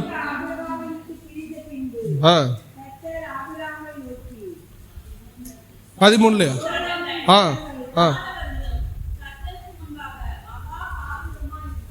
ஆனா வெளியில செழிப்பு தெரியுது லோத்துக்கு, ஆனா உள்ள என்ன தெரியுது? ஆண்டுடைய பார்வையில மகா பொல்லாத ஜனங்களும் பாவிகளும். ஆண்டவரோடு வாழ்றது கொஞ்சம் நம்ம கஷ்டமா இருந்தாலும் ஆண்டவரோட இருக்கணும், அதுக்குள்ள வாக்குத்தத்தங்கள் இருக்கிறது. அல்லேலூயா. வெளியில பார்க்க சொர சொரன்னு அசிங்கமா அப்படியே பாவக்கா மாதிரி ஆண்டவரோடு வாழ்றது இருந்தாலும் உள்ள அதிகமான ஆசீர்வாதங்கள் உள்ளே இருக்கிறது. அல்லேலூயா. ஆனால் தேவனை விட்டு பிரிக்கிற வாழ்க்கை பல பலன்னு இனிமையா இருந்தாலும் ஏதேன்ல சாப்பிட்டது மாதிரி உள்ள பாவம் இருக்கிறது, உள்ளே சாபம் இருக்கிறது. ஆண்டவர் விட்டு விலகவே கூடாது. விலகி என் வாழ்க்கை நல்லா போகுதுன்னு நினைக்காதீங்க. கொஞ்ச நாள் நம்முடைய வாழ்க்கை வேலையை காமிக்க ஆரம்பிச்சிடும். சோதோமின் மனுஷர்கள் பாவிகளா இருந்தார்கள், அவர்களுக்குள்ளே சாபம் இருந்தது, அவர்களுக்குள்ளே நியாய தீர்ப்பு இருந்தது. கஷ்டமா இருந்தாலும் தேவனை கடைசி வரை பின்பற்றணும். அல்லேலூயா. ஒரு சந்தோஷத்தோட பின்பற்றணும். தேவனை விட்டு விலகி கொஞ்ச நாள் அப்படியே நிர்விசாரமாக இருக்கும்போது எல்லாம் நல்லா ஓகே மாதிரி தெரியும், ஆண்டவர் நம்ம கூட இருக்க மாதிரி தான் தெரியும். ஆனால் லேட்டாக வறட்சி, எப்படி நீர் இல்லாத செடி வறட்சி அடைந்து பட்டு போகிறதோ அப்படியே நம்முடைய வாழ்க்கை படிப்படியாய் ஒன்றுமில்லாமல் போய்விடும். இவன் தெரிந்தெடுத்த இடம் சோதோம். ஆபிரகாமை விட்டு விலகினான், ஆபிரகாமின் வாக்குத்தத்தத்தை விட்டு விலகினான். இவன் தெரிந்து கொண்ட இடம் சோதோம். சோதோமிலே அவனுக்கு பின்பாக இருந்த ஆபத்து, நியாய தீர்ப்பு. அவன் பார்த்தது செழிப்பு, ஆனால் அவனுக்கு பின்னாடி இருந்த நியாய தீர்ப்புகளும் சாபங்களும் உள்ளே இருந்தது. அதனால சொல்ல, தேவனை விட்டு பிரிகிற பொல்லாத இருதை நமக்குள்ள வரவே கூடாது. அல்லேலூயா. எப்படி அழைக்கப்பட்டோமோ அதுல இருந்து முன்னேறிக்கிட்டே இருக்கணும் ஒரு விசுவாசி. வர என்ன பண்ணணும்? விருத்தி ஆகிக்கிட்டே இருக்கணும். வேதாகமம் நமக்கு அப்படித்தான் சொல்லுது, பரிசுத்தமாகிறவன் இன்னும் பரிசுத்தமாக. ஒவ்வொரு படி கூடிக்கிட்டே இருக்கணும் ஒரு விசுவாசி. ஜெபத்தில், பரிசுத்தத்தில், சுவாவத்தில், எல்லாத்துல என்ன பண்ணணும்? நம்ம ஒவ்வொரு படி கூடிக்கிட்டே இருக்கணும். இறங்கிடவே கூடாது. இறங்கும் போது நமக்கு பிரச்சனைகள் தான் ஆயத்தமாக இருக்கிறது. சரி, ஆபிரகாமை விட்டு விலகினான், வாக்குத்தத்தத்தை விட்டு விலகினான், சோதோமை தெரிந்து கொண்டான். இப்போ ஃபர்ஸ்ட் அவன் கண்டுகொண்ட பாதிப்புகள், பரிசுத்த வாழ முடியாதபடி அவன் நெருக்கப்பட்டான். நான் இதெல்லாம் இன்ட்ரோ கொடுத்தேன். இப்பொழுது அந்த உள்ள பாயிண்ட்ஸுக்கு நான் வர விரும்புகிறேன். ஃபர்ஸ்ட் அவன் அடைந்த பாதிப்புகள், பரிசுத்தத்திலே அவன் மிகவும் நெருக்கப்பட்டான். தேவனை விட்டு விலகின லோத்துக்கு முதலாவது கிடைத்த பாதிப்பு என்ன? பரிசுத்தத்திலே அவன் நெருக்கப்பட்டான். என்ன அவன் நெருக்கப்பட்டான்? உங்களுக்கு 2 வித்தியாசத்தை நான் காண்பிக்க விரும்புகிறேன். ஆபிரகாமை சந்திக்க 3 புருஷர்கள் வந்தார். லோத்துவை சந்திக்கவும் 3 புருஷர்கள் வந்தார். இந்த 2 சந்திப்புல தேவன் அங்கு விரும்பினது என்ன? இவங்க 2 பேர்ட்டையும் அவங்களுக்குள்ள எப்படி வாசம் பண்ணினார்? அவருடைய பரிசுத்த அந்த தூதர்கள் இவர்கள் 2 பேருடைய இல்லங்களுக்குள்ளும் எப்படி என்ட்ரானாங்க? அதுக்கு என்ன நடந்துச்சுங்கிறத நீங்க பார்க்கும் பொழுது, தேவனை விட்டு விலகிற ஒரு மனுஷன், தேவனை விட்டு தூரமாகிற ஒரு மனுஷன் பரிசுத்தத்தில் வாழ முடியாது என்கிறதை நீங்கள் புரிந்து கொள்ள முடியும். லோத்துனால பரிசுத்தத்தில் வாழ முடியவில்லை. அவன் தேவனை விட்டு விலகினதுனால அவனுக்கு கிடைச்சது, அவன் விரும்பினாலும் பரிசுத்தத்துக்குள்ள வாழ முடியல. தேவன் விரும்பினாலும் அந்த பரிசுத்தத்தை கொடுக்க முடியல. புரியுற மாதிரி சொல்றேன். லோத்து ஆண்டரை விட்டு பின்மாறுறதுனால பரிசுத்தமா வாழ நினைச்சாலும் வாழ முடியாது, தேவனை பரிசுத்தப்படுத்த நினைச்சாலும் பரிசுத்தப்படுத்த முடியாது. சோதோமை தெரிந்து கொள்கிற பின்மாறி போகிறவர்கள், தேவனை விட்டு விலகிறவர்களுக்கு இதுதான் கதி. நீங்க ஆண்டரை விட்டு விலகிட்டீங்கன்னு வச்சுருங்களேன், பின்னாடி போயிட்டீங்கன்னு வச்சுருங்களேன், நீங்க பரிசுத்தமா வாழ நினைப்பீங்க. அது ஒரு நாள் கனவு தான், 2 நாள் கனவு தான். அது உங்களால முடியாது. ஆண்டருக்கு ஒரு பிளாட்ஃபார்ம் தேவை. நல்லா புரிஞ்சுக்கணும். நம்மை தங்குவதற்கு ஒரு இடம் தேவை. நமக்குள் இருந்துதான் நம்மை அவர் பரிசுத்தப்படுத்துவார். குப்பை மேட்டில் என் ஆண்டவரை வைத்துக் கொண்டு பரிசுத்தப்படுத்தும் சொல்ல முடியாது. தேவனுக்கென்று நீங்கள் ஒரு சிங்காசனத்தை ஏற்படுத்தினால்தான் அவர் உள்ள வந்து பரிசுத்தப்படுத்துவார். அசுத்தமான இடங்களிலே கர்த்தர் வாசமாகிறார். அதே அசுத்தமான இடம் தன்னை பரிசுத்தத்துக்கு ஒப்பு கொடுத்தால் அங்கு இறங்கி அவர் வாசம் பண்ணுவார். அண்ணன் சொல்லாரு, நான் உங்கள் நடுவே உலாவி நான் உங்கள் தேவனாய் இருப்பேன். டாய்லெட் போகும்போது அந்த நாட்களில் கூடாரங்களில் குடியிருக்கும் பொழுது தூரத்தில் போய் உன்னுடைய டாய்லெட்டை வச்சுக்கப்பா, ஒரு குச்சி வச்சுக்க, டாய்லெட் போயிட்டு மூடி போட்டுருன்னு சொல்லிட்டு ஆண்டவர் ஒரு வார்த்தை சொல்லார், நான் உங்கள் நடுவே உலாவி நான் உங்கள் தேவனாய் இருப்பேன். அசுத்தமுள்ள இடத்துல இவன் தேவனை கூப்பிட்டாலும் வர முடியாது, அவரே வர நினைச்சாலும் வர முடியாது. இதுதான் பின்மாற்றத்துடைய அடையாளம். இதுதான் லோத்து தேவனை விட்டு விலகினதுடைய முதல் அடையாளம். ஆண்டரை விட்டு விலகிட்டு பரிசுத்தம் தாங்கன்னு கேட்காதீங்க, உங்களுக்கு கிடைக்காது. தேவனுக்காக ஒப்பு கொடுக்கப்பட்ட ஒரு வாழ்க்கை வாழ்ந்தாதான் பரிசுத்தத்தில் வளர முடியும். பரிசுத்தமாகுபவன் இன்னும் பரிசுத்தமாகட்டும். 5 தாளந்தை பயன்படுத்துறவனுக்கு இன்னும் 10 தாளந்தை கொடுங்கள் என்று சொன்னார். பயன்படுத்தாத ஒரு தாளந்தை பிடுங்கி இருக்கிறவனிடத்துல கூட, இவன்ட்ட நீ கொடுக்காத, இவன்ட்ட பிடுங்கிறன்னு சொல்றாரு. பரிசுத்தத்தில் வாஞ்சிக்கிறவர்கள் தான் இன்னும் ஒரு தேவ மனுஷனாய் மாற முடியும். பரிசுத்தத்துக்கு நீங்கள் ஆரம்ப கட்டத்திலே ஒரு இடம் கொடுக்காம நீங்க ஆண்டவருக்கு பரிசுத்தமான வாழ நினைச்சா அது உங்களால முடியாது. புரிஞ்சுக்கிருக்க, பரிசுத்தம் சொல்ல வேண்டியதான். ஆண்டவர் சொல்ற, நான் சொல்றத முதல்ல விடுப்பா, அப்புறம் நீ அடுத்த பரிசுத்தத்துக்கு வரலாம். ஏற்கனவே கேட்ட பிரசங்கத்துக்கு ஒப்பு கொடுக்காவிட்டால் புது செய்தியை கேட்டு நீங்கள் மனம் திரும்புறதுக்கு எந்த வித வாய்ப்பும் கிடையாது. இதுவரை ஆண்டவர்கிட்ட கேட்டதுல மனம் திரும்பணும், அப்பதான் அடுத்த லெவல் பரிசுத்தத்துக்கு போக முடியும். இதுவரை கேட்டதே பெண்டிங்ல இருக்கு. நீங்க வியாபாரம் பார்க்குறவங்க எல்லாம் தெரியும், பழைய பில்லே பெண்டிங்ல கிடக்கு. நீங்க சரக்கு கொடுப்பீங்களா? பழைய பில்லே பெண்டிங்ல கிடக்கு. ஆண்டவர் சொல்றார், ஏற்கனவே நான் சொன்னதே நீ செய்யல, அதையெல்லாம் விட்டு என்னை தள்ளிட்டு பரிசுத்தப்படுத்தும்னா எப்படி? அப்போ கர்த்தர் யாரை பரிசுத்தப்படுத்துவார்? பரிசுத்தத்தை விரும்புகிறவர்களுக்கும் ஏற்கனவே பரிசுத்தமாய் கொண்டிருக்கிறவர்களுக்கு தான் கர்த்தர் பூரணத்துக்கு கொண்டு போவார். ரெண்டு விஷயத்தை உங்களுக்கு பிரித்து காமிக்க விரும்புகிறேன். ஆபிரகாமை 3 பேர் சந்தித்தார்கள், லோத்துவை இங்கே 3 பேர் சந்திக்கிறார்கள். 2 பேர் சந்திக்கிறார்கள். ஒரு ஆள் ஆபிரகாம்கிட்ட உட்கார்ந்துருவார், 2 பேர் தான் அங்கே போவாங்க. அப்போ 2 பேருடைய சந்திப்புலையும் வித்தியாசத்தை நான் உங்களுக்கு காண்பிக்க விரும்புகிறேன். ஆதியாகமம் 18:2.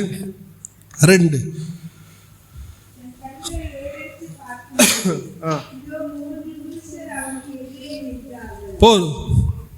தேவனோடு இருந்த கவனிச்சே வாங்க, ஆபிரகாமை தேவனோடு இருக்கிறவனாகவும் லோத்துவை தேவனை விட்டு பிரிந்தவனாகவும் நீங்கள் எடுத்து இந்த சாப்டர் பார்த்தா தான் உங்களுக்கு புரியும். அப்போ ஆபிரகாம் உட்கார்ந்து இருக்கிறான். 3 புருஷர்கள், இந்த சீனை யோசிச்சு பாருங்க. ஆபிரகாம் வீட்டு வாசலில் உட்கார்ந்துருக்கும் போது 3 புருஷர்கள் வந்து அவன் வீட்டிற்கு முன்பாக அவன் அருகே அவன் எதிரே நின்றார்கள். என்ன பண்ணாங்களா? நின்றான். இவன் தேவனை பின்பற்றுகிறவன், ஒரு தேவ மனுஷன். அதனால அந்த 3 பேரும் ஒரு தேவ பிரசன்னம், பிதா குமாரன் பரிசுத்த ஆவிக்கு ஒப்பாக இருக்கிறது. ஒரு தெய்வீக பிரசன்னம் வந்து, எல்லாரும் சொல்லுங்க, ஆபிரகாமுக்கு முன்னாக வந்து நின்றது. வாருமையா போதகரே நம்மளை மாதிரி கத்தலை. ஆண்டரோட இருந்தா அவர் வருவார், அவர் உங்களோட இருப்பார். வராத கூட்டங்களுக்கு தான் வாரும், கைத்தட்டு, குதிங்க, கைத்தட்டுங்க, விடாதீங்க, பேசுங்க அப்படின்னு நம்ம சொல்றோம். தேவ மனுஷன், தேவ பிள்ளைகள், தேவனோடு வாழ்கிறவர்களுக்கு கூப்பிடவே தேவையில்லை, என் ஆண்டவர் அவர்களுக்குள் வந்து விடுவார். ஆபிரகாமை தேடி 3 வந்து நிற்கிறார்கள். 3 வந்து என்ன பண்றாங்க? நிற்கிறாங்க. 2வது என்ன நடக்குது? அந்த வசனத்தை, 3வது வசனத்தை வாசிங்கள். ஆதியாகமம் 18:3.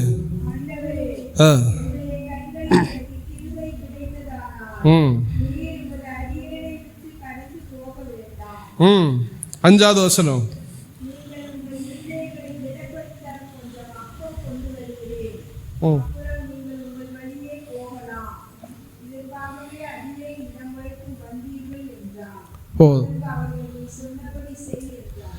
அப்ப ஃபர்ஸ்ட் தேவ பிரசன்னம் கூப்பிட்டு வந்துச்சா, தானா வந்துச்சா? சொல்லுங்க. தானா வந்துச்சு.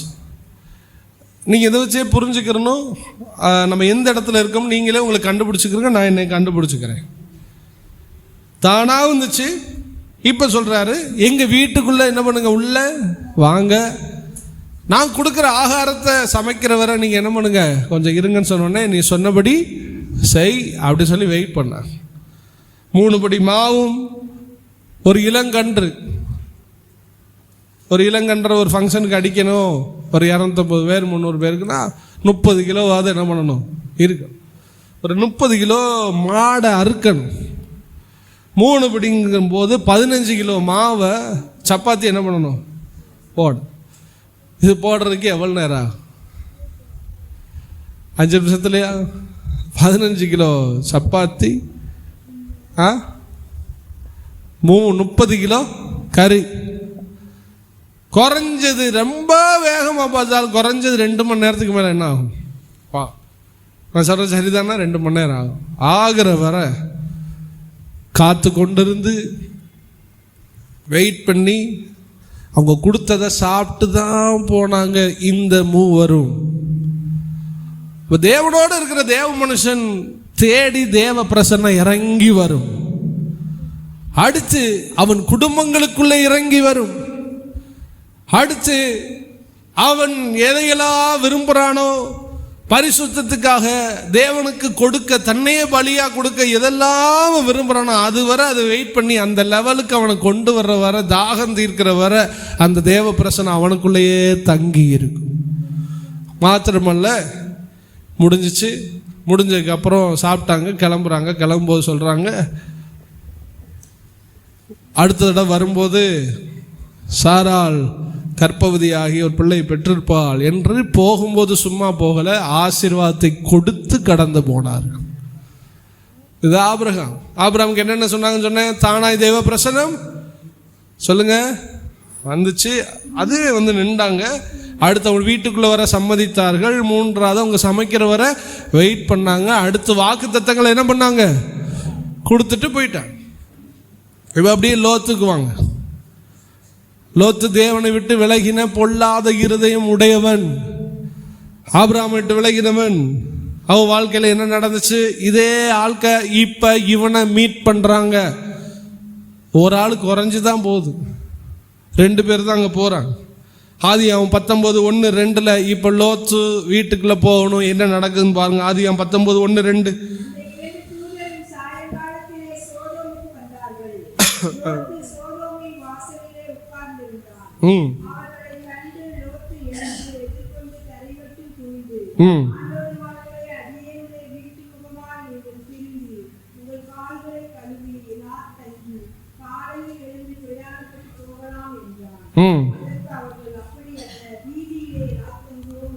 கவுன்சிங்ல எத்தனை பேர் கவுன்சிங் ஒரு அல்லேலூயா சொல்லுங்க.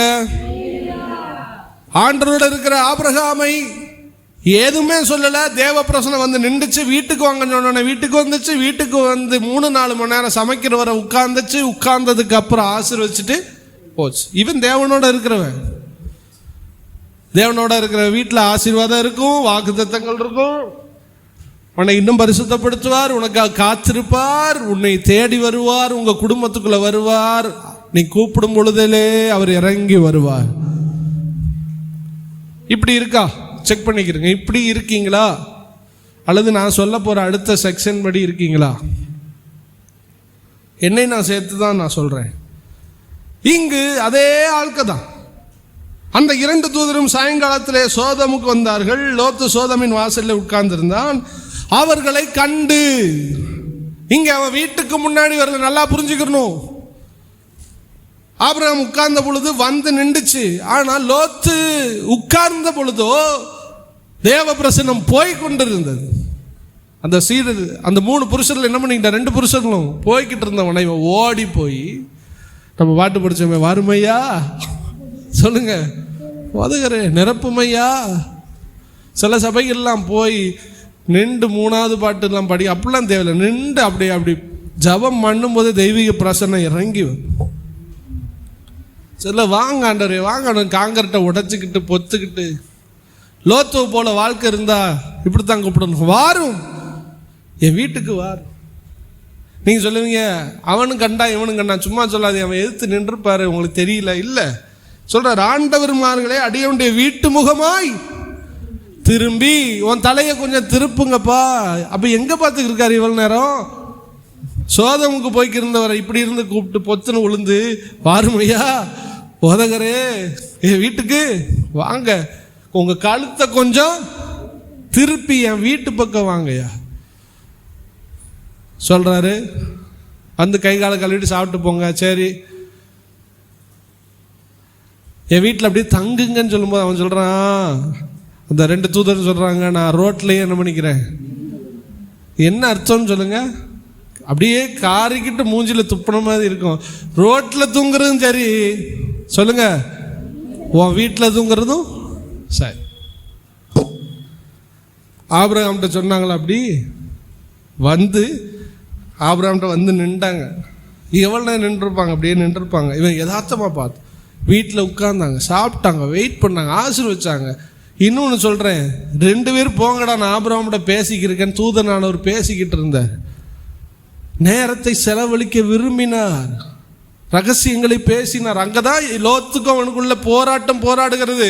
50 நீதிமான் இருந்தால் அழிப்பீரோ, இந்த இதெல்லாம் நடந்துகிட்டு இருக்கும்போது இந்த 2 பேர் போயிட்டாங்க. அங்க ஒருளோடு பேசி கொண்டிருக்கிறார்.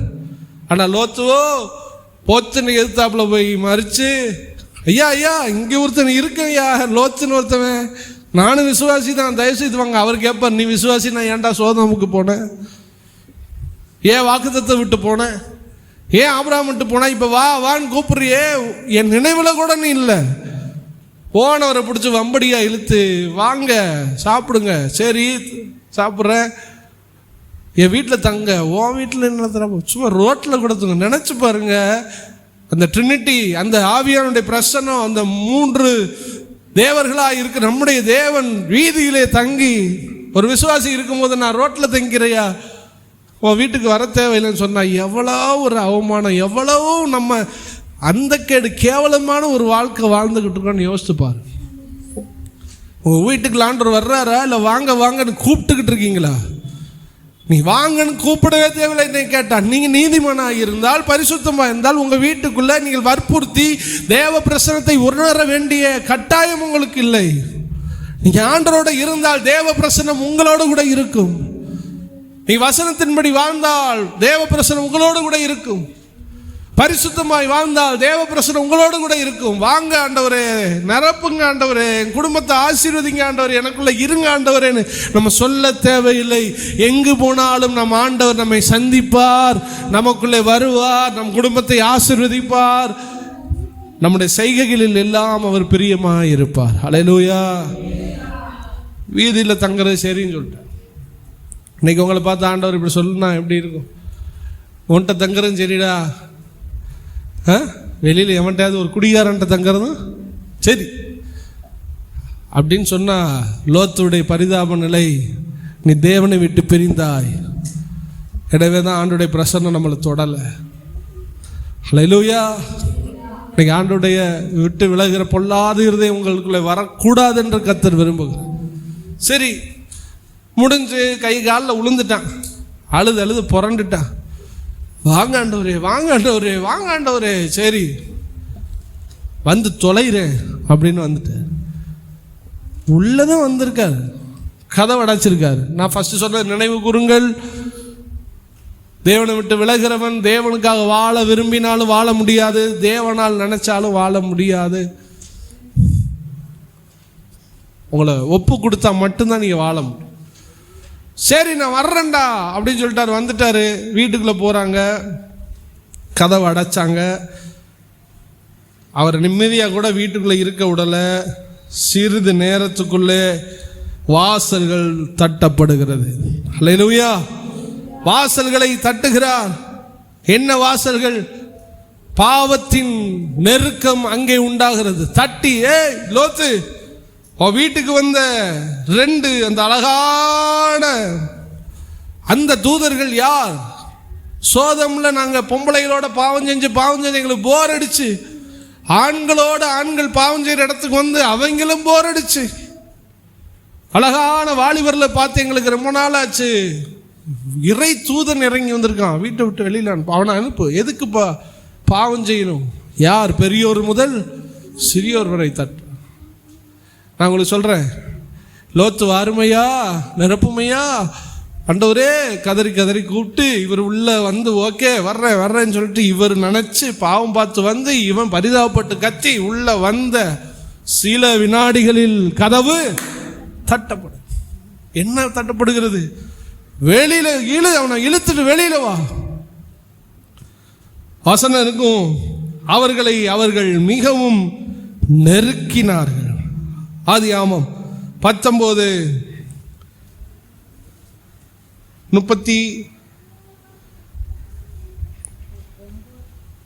எத்தனை 8-9 வாசிங்க. இதோ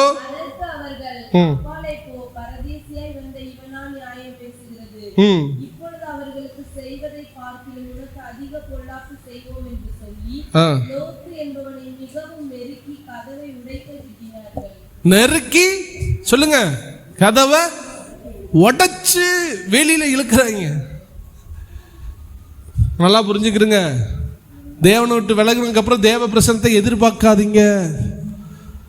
பாவத்தோட நான் வாழ்ந்துக்கிட்டே தேவ பிரசனை இருக்குன்னு சொன்னா, கஷ்டப்பட்டு நம்ம 3 நாள் கன்வென்ஷன் நடத்துவோம், ஐயா நடத்துவாங்க, நடத்தி அந்த தேவதூதர்களை வற்புறுத்தி இழுத்துட்டு உள்ள என்ன பண்ணுவோம், போய் ஞாயிற்றுக்கிழமை முடியுமா, திங்கக்கிழமை ஊழியர் கூட்டமா, செவ்வாய்க்கிழமையே உங்களை தட்டி உள்ள ஆவியானவர் என்ன பண்ணிடுவோம், பாவம் தரதரன்னு வெளியில் இழுத்துக்கணும்.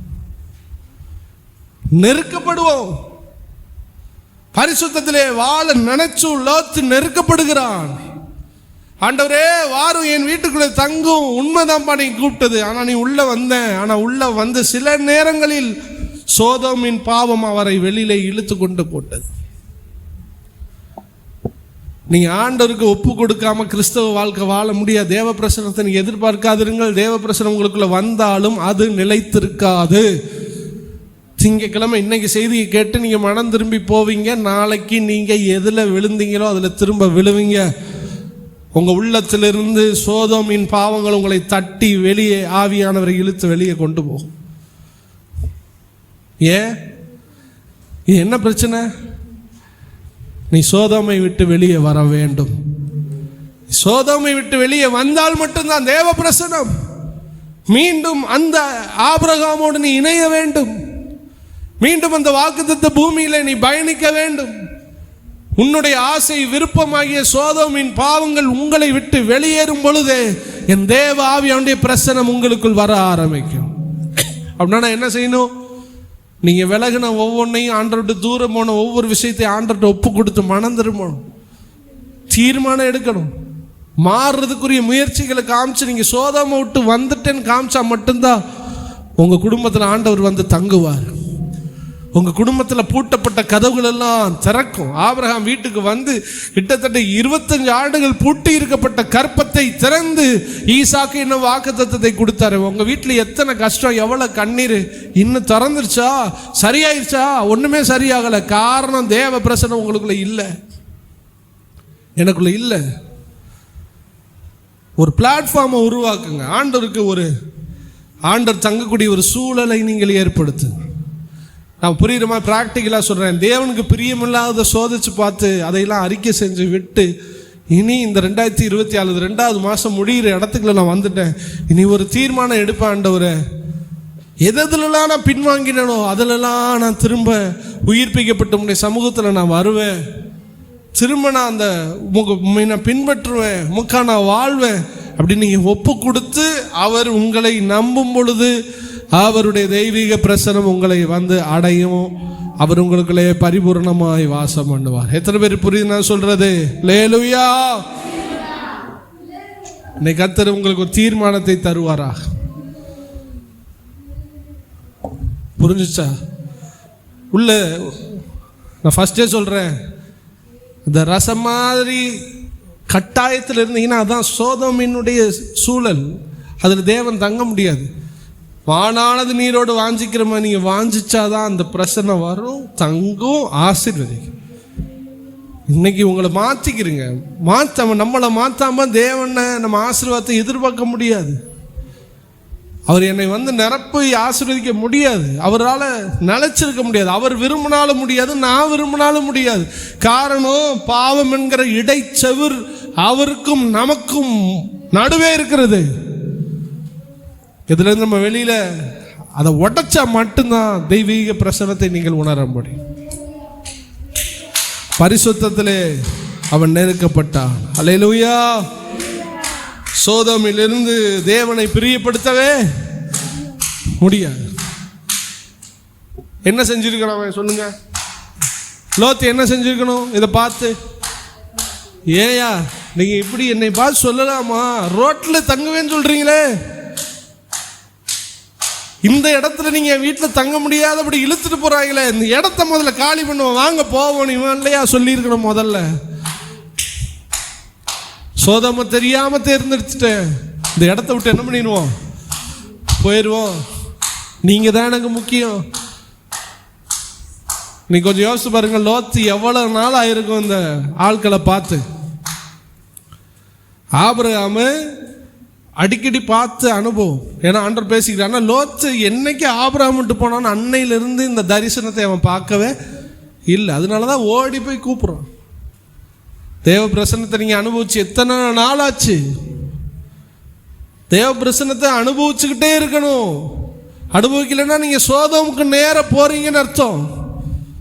பாட்டு பாடும்போது அனுபவிக்கணும், பைபிள் படிக்கும் போது அனுபவிக்கணும், தூங்கும் போது சொப்பனம் தரிசனத்தில் அனுபவிக்கணும், பிரசங்கம் கேட்கும் போது அனுபவிக்கணும்.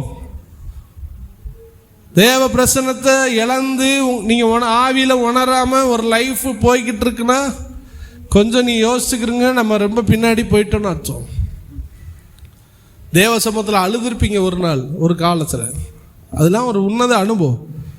இப்போ அப்படி மண்டையை உடைச்சாலும் நமக்கு அழுக என்ன பண்ண மாட்டேங்குது, வர மாட்டேன். காலையில் எழுந்துச்சு அழுது கண்ணீர் ஓடிடு, ஏங்கி ஏங்கி ஓடிடு. பிரசங்கம் கேட்கும் போது ஓடி இருக்கு, ஜெபிக்கும் போது கண்ணீர் ஓடி இருக்கு. இப்போ இந்த கண்ணீர் எங்க? சோதமில் இருந்தால் தேவ பிரசன்னத்தை உணர முடியாது. ஆடிக்கு ஒரு தடவை, அமாவாசைக்கு ஒரு தடவை கன்வென்ஷன் வச்சா வரும். அது உங்களுக்கு அந்த வாரமே முடிஞ்சிடும். ஒரு கன்வென்ஷன் முடிஞ்சிச்சுன்னா, ஒரு சிறப்பு கூட்டம் முடிஞ்சிச்சுன்னா, ஒரு திருவிருந்து முடிஞ்சுன்னா, அடுத்த திருவிருந்து வர அதை பேக்கப் பண்ணுறதுக்கு தான் அந்த கூட்டம். நமக்கு ஒரு வாரம் கூட இருக்காது. தட்டி இழுத்துட்டு போயிடுவான் பிசாசு, தேவ பிரசன்னத்தை இழுத்துட்டு போயிடுவான். இதை தான் சன்பலாத்து தொபியா சொல்லுவான், அலங்க இடிக்கப்பட்டுச்சு, கெட்டினா கெட்டட்டும், ஒரு நரி ஏறி ஓடுனாலும் அந்த அலங்க என்ன பண்ணிடும். இவன் உணர்ச்சி வசப்படுகிற கிறிஸ்தவன் பிரசங்கத்தை கேட்டு ஊன்னு சொல்லுவான்டா, கோட்டை கட்டியிருப்பான். நம்ம நரியை விட்டோம்னா அதை சாய்ச்சி விட்டு என்ன பண்ணிடும், போயிடும். தேவ பிரசரத்தை, தேவ பரிசுத்தத்தை அடையாத முடி மிகவும் நெருக்கப்பட்டான். லோத்தருடைய முதல் அடையாளம் தேவனை விட்டு விலகினதுதான். ரெண்டாவது, சிறையிருப்புக்கு போனான். ரெண்டாவது விஷயம், ஆதியாகமம் 14, 11, 12.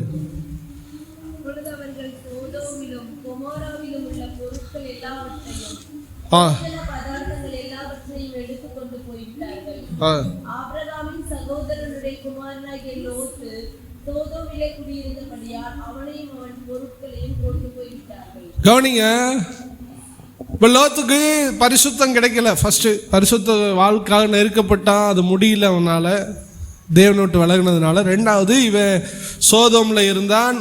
ஒரு நாள் யுத்தம் நடக்கிறது. ஈவன் பக்கம் இருக்கிற ஒரு 5 ராஜாக்கள் எதிர்த்து இருக்கிற 4 ராஜாக்கள் யுத்தம் பண்ணி சண்டை போட்டு, திடீர்னு ஒரு ராஜா கூட்டம் இவனை கைப்பற்றி அடிமைகளை கொண்டு போகுது. என்னடா நடந்துச்சுன்னு பார்த்தா, சோதம் அருகதனப்பா கூட்டம் போட்டிருந்தோம், கூடாரம் போட்டிருந்தோம், எதுக்கு இவங்க நம்மளை பிடிச்சிட்டு போறாங்கன்னு பார்த்தா, சோதோமுக்கும் இன்னொரு நாடுக்கும் சண்டை வரும் பொழுது சோதோம் சிறை பிடிக்கப்பட்டது. சோதோமுக்குள் இருந்த லோத்தும் சிறை பிடிக்கப்பட்டான். அவனை ஆடு மாடுகளும் சிறை பிடிக்கப்பட்டது. அவன் கூட இருக்கிறவர்களும் சிறை பிடிக்கப்பட்டார். சவுனே, ரெண்டாவது உங்களுக்கு சொல்ற பாயிண்ட், காரியம். முதலாவது, நீங்க தேவனை விட்டு விலகினா தேவ பிரசனத்துக்காக ஏங்குவீர்கள், தேவனும் ஏங்குவார். அந்த இடத்தை நீங்க பிடிக்க முடியாது, சீக்கிரம் வெளியே வாருங்கள். ரெண்டாவது, நீங்கள் அந்த இடத்துக்குள் இருந்தால் குடும்பங்களிலே சிறையிருப்பு உண்டாகும், அடிமைத்தனம் உண்டாகும். தேவனால் பிறப்பிக்கப்பட்ட ஒரு மனுஷன் விடுதலையாக்கப்பட்டிருக்கணும். ஆனா ஒரு மனுஷன் மீண்டும் பாவத்துக்கு அடிமையாவான். நீங்க தேவனை விட்டு விலகிட்டா திரும்ப பாவ சிறையிருப்புகளை அடிமையாவீர்கள். எந்த பாவத்தை நீங்க விட்டீங்களோ அந்த பாவத்தில் நீங்க அடிமையாவீங்க. உங்க வீட்டில் எந்த பிரச்சனை இல்லாமல் இருக்கும், இப்பொழுது நீங்க அதிக பிரச்சனைக்குள்ள சிக்குவீர்கள்.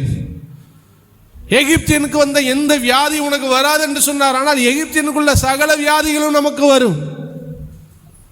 பயப்படாமல் தைரியமா இருந்திருப்போம். நீங்க நான் பயந்தே சாகிற அளவுக்கு நமக்கு துன்பங்கள் வரும். இது ஏன்? இது எல்லாம் சோதோமின் சிறையிருப்புகள். உலகத்தானுக்கு வருகிற அவ்வளவு கஷ்டமும் உலகத்தானோடு கூட வாழ்கிற விசுவாசிக்கும் தேவன் அனுமதிப்பார். நீங்க சந்தோஷமா இருக்கணுமா, சமாதானமா இருக்கணுமா, நிம்மதியா இருக்கணுமா, நல்லா இருக்கணுமா, ஆசீர்வாதமா இருக்கணுமா, நீங்க ஆபிரகாமோட இருக்கணும். ஒரு விசுவாசி சோதோமின் வாழ்க்கையில் வாழ்ந்துக்கு இருக்க கூடாது. தேவனை விட்டு பிரிஞ்சு வாழ்ந்தா, தேவனை விட்டு தூரமா வாழ்ந்தா உலகத்தான் படுற கஷ்டம் நம்ம குடும்பத்தில் வரும். அவன் அழுகிற மாதிரியே நம்மளும் அழுதுகிட்டு இருப்போம். அந்த நாட்கள்லாம் ஆஸ்பத்திரிக்கு போகாமலே தலைவலி மண்டையிடினா போகலாம். எமர்ஜென்சி, ஐசியூ, கஷ்டம் நஷ்டம் கவலை, எப்போ பார்த்தாலும் மாத்திரை எப்போ பார்த்தாலும் விபத்து நஷ்டம், கவலை, சாவு, இளம் வயது மரணம், இதெல்லாம் அவிசுவாசிகளுக்குரியது. அதெல்லாம் அந்த நாட்களில் விசுவாசிகளாக இருந்தவர்கள் காக்கப்பட்டார்கள்.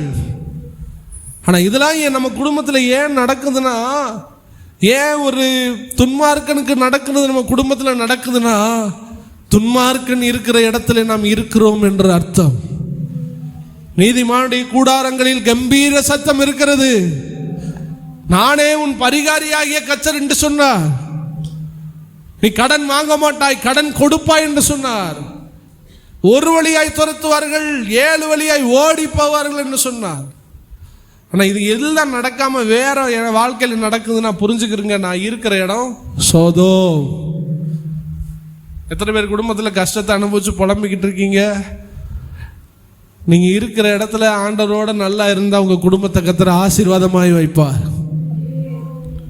இல்லைன்னா நம்மளும் போய் பதறிக்கிட்டு இருக்கணும், நம்மளும் போய் நோயில் கிடக்கணும், நம்மளும் போய் கடலில் கிடக்கணும், நம்மளும் போய் சண்டையில் நடக்கணும். ஊரில் உள்ள உலகத்தான் படுற கஷ்டத்தைலாம் நீங்களும் படணும். உலகத்தான் இடத்துல கேள்விப்படுகிற பாவங்கள் எல்லாம் உங்கள் குடும்பத்தில் வரும். பிள்ளையில நல்ல ஆண்டவர்களை வளர்த்து ஜபத்துக்குள்ளே வளர்த்து நல்ல ஆபிரகாம் வழியில் வளர்க்கலைன்னா, லோத்து வழியில் நம்ம வளர்த்தா நம்ம குடும்பங்களில் உலகத்தானுடைய குடும்பத்தில் நடக்கிற அதே பிரச்சனை உங்கள் குடும்பத்தில் நடக்கும். அன்னைக்கு நீங்கள் என்ன செய்வீங்க? ஆண்டவர் என்ன சொன்னார்? உன் வலது பக்கத்திலையும் இடது பக்கத்திலையும் 1000 10,000 விழுந்தாலும் நீ விழ மாட்டேன்னு சொன்னாரே. நம்ம ஏன் விழுறோம்? நம்ம சோதோமுக்குள் போனோம், சோதோமின் சிறையிருப்பு நமக்குள் வந்து விட்டது. இதெல்லாம் புரிஞ்சுக்கிறீங்க.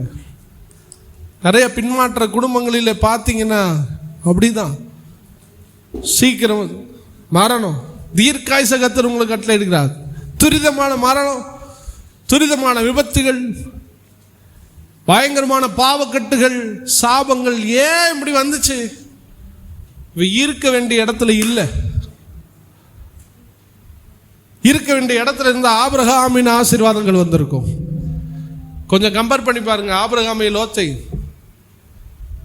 ஆபிரகாம் கொஞ்சம் கஷ்டப்பட்டாலும் வாக்குத்தத்தங்கள் இருக்குது. ஈசாக்கு பிறக்கிறாரு, செல்வ சீமானா வச்சிருந்தாரு, மரியாதை இருந்துச்சு, கிறிஸ்து அவருடைய இதில் பிறந்தாருன்னா. லோத்துவை பற்றி கொஞ்சம் யோசிச்சு பாருங்க.